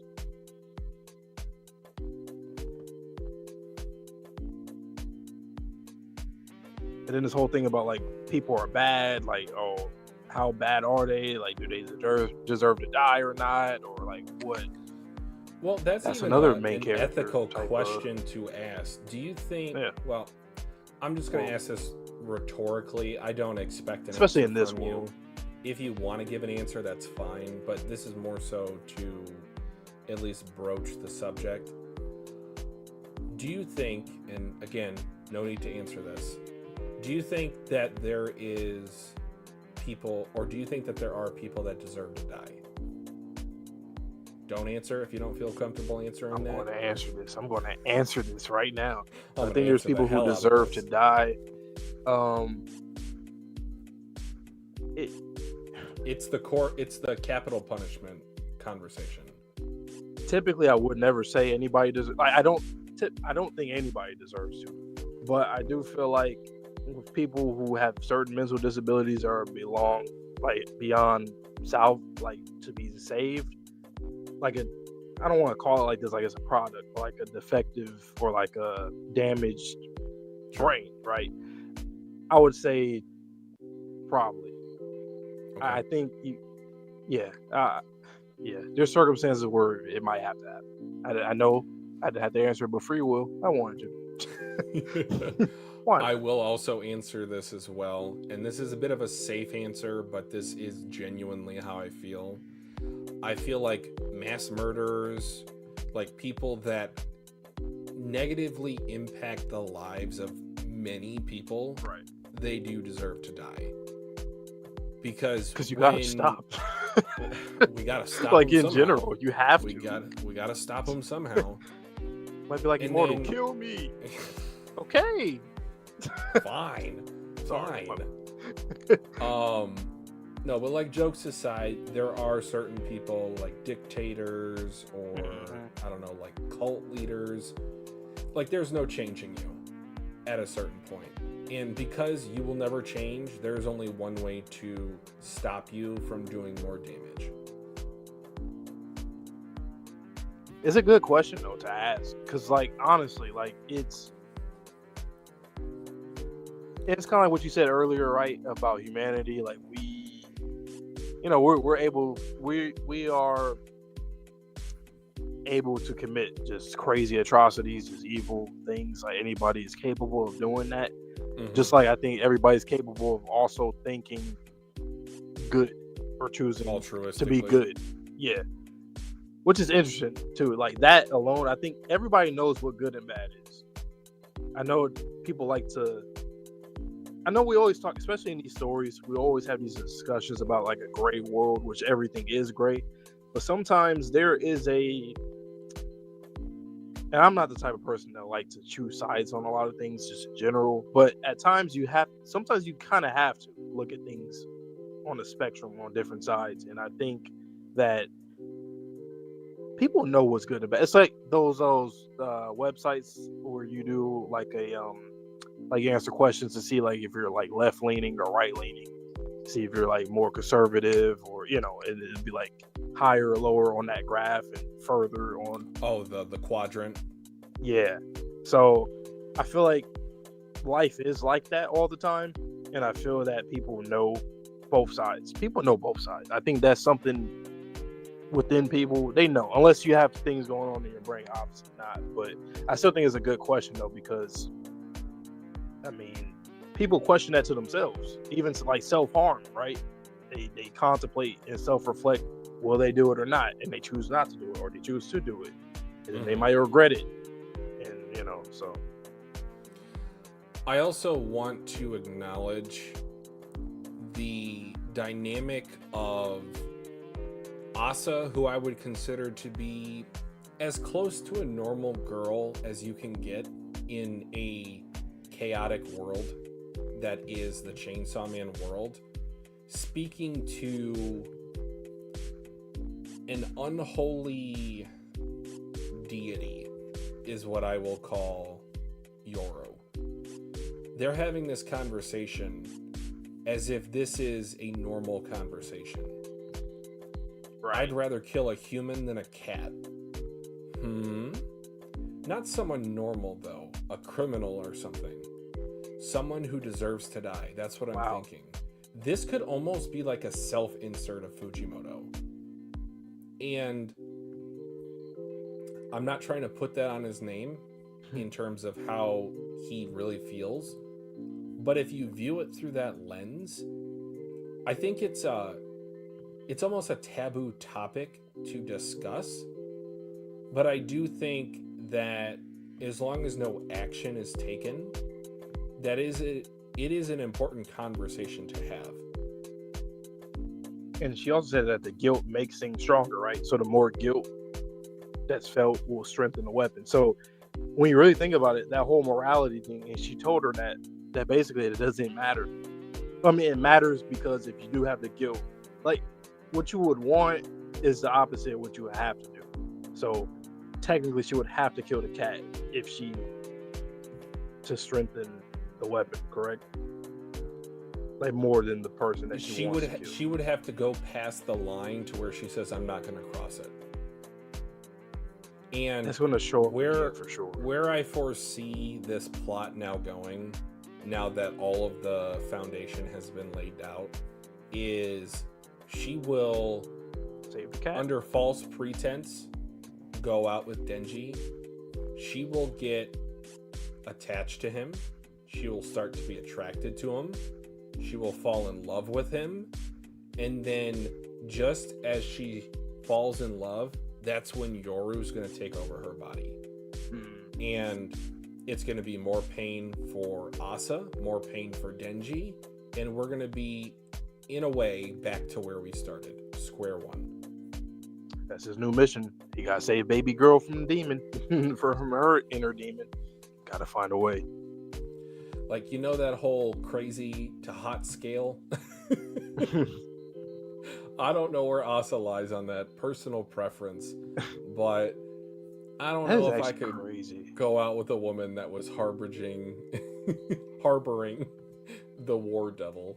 You know, it's something that this might be one of my favorite moments in the manga if it happens. I think she's going to go with the saving the cat, but it's going to cost her life or somebody's life. Yeah. I think she's going to, well, fuck it. I'm still going with my own morality. I don't care about the power. I know that I need it, but I'm saving the cat. And that then comes full circle about her conversation with Yuko. She was making the decision that she wanted to. Like, she don't care what you think. Didn't you save the cat too? He agrees. He'll do the same thing. And that's what matters. Yeah, the writing in this series is so slick. It's something that I feel like if you're a Chainsaw Man fan and you're reading it just casually, you know, just all the action and that kind of stuff, like, you will miss out on a lot of things. But if you focus and just read through it, all the dialogue, you understand the characters a lot. I'll make another comparison to My Hero Academia. Guys, that's one of my favorite series of all time. I have a hard time ranking it because of some issues I have with it. But one of my best statements about that series is it is a type of series that you can get as much as you want out of it. Yeah, exactly. As long as you care enough about it. This is a very similar series to where, yes, you can read it just for the action, just for the romance, just to see where Denji's story goes. But if you want to talk about the themes, if you want to talk about the tone of the series, if you want to talk about characters, you can get a lot more out of this series than what is the first thing you see with this series. When is the last time you guys ever seen an NPC? And this happened multiple times in the series where they get a spotlight for different reasons, just different things that they say, different things that they do. It feels so, and I say this a lot with the series, it feels so realistic and kind of, the word I'm gonna use is be uncanny at times with this series in terms of like the world that they're living in. People accept and embrace that this is just what things are, but it still doesn't stop them from reacting like how any regular person will react to anything. Like, just because devils exist and they get used to it doesn't mean that they won't be terrified and they won't live in paranoia and they won't, you know, it's like all these, just like the page of all the different people talking about Chainsaw Man. Some people loved him, some people hated him, some people weren't sure. It was a mixed bag, and that's very realistic. In other series, when you get a hero like that, you get the arc of them getting scrutinized or just getting like, oh, fuck this guy, he's not no hero. And then the comeback story, oh, he's actually is the hero. Here, throughout the entire series, he has people who likes him and don't like him, and it will forever be that way. That's just real. I'm looking at these last 2 pages, and it goes back to the phrase, "I'm not ready to hurt again." Denji has had this emotional wall up ever since Makima said what she said to him, and he mentally had enough courage to rebound. I know he's been saying, "I'm Chainsaw Man, I'm a hero of the people, I want women to love me, I want however many girlfriends I can have." But the fact of the matter is, he's a loser. He's being used as a chair for his classmates for $1. Yeah. So for $1, you're willing to throw away your pride and be a chair for someone because you're so poor that you don't have any other way to make money. You pick up cigarette bits and craft them into secondhand cigarettes to sell to homeless men. Denji is not in an objectively good position right now. Also, and his facial expressions, this will be my last point, his facial expressions for those last 3 panels, I'm looking right at it gives me PTSD. I just know that he's going to finally let down the emotional wall that he built up, and he's just going to hurt again, just like the reader will when we see him get hurt again. And he really is like a realistic person. Is my mic still on? Because I had to switch. I can hear you. Yeah, we'll wrap it up here in a couple of minutes. It's getting pretty late. Yeah. He really is a realistic character. Like, doing that alone, like, people in real life did shit just like that. Like, we all know people who are like that, who are down on their luck. They have to make money any way possible by doing all these little things. Like, and he knows, like, he is naive to the world, but at the same time, he's like a street smart type person. Like, he's been through criminal orgs, literally the Yakuza and shit. So, like, stop. I can't hear you now. Your mic now cut off. All right, time to end it up here, guys. If you would like to continue this conversation, we do have a Discord. It's always going to be in the description of all of our videos and all of our streams, so long as I remember it. Please join us. I know I said last Saturday we were going to do it. I will try to do it this Saturday for our Goodbye Aries stream. It's going to be a 200-page Fujimoto magnum opus for his femme fatales. But yeah, I appreciate everyone coming out tonight. We will be back with more Don to Don later in the week, and then we're going to have My Hero Academia, the final season, coming out this weekend. So please subscribe to the channel if you're interested, like the stream if you enjoyed tonight. And with that being said, as Vontae likes to say, stay safe, stay healthy, stay clean. We'll see you in the next video or stream, and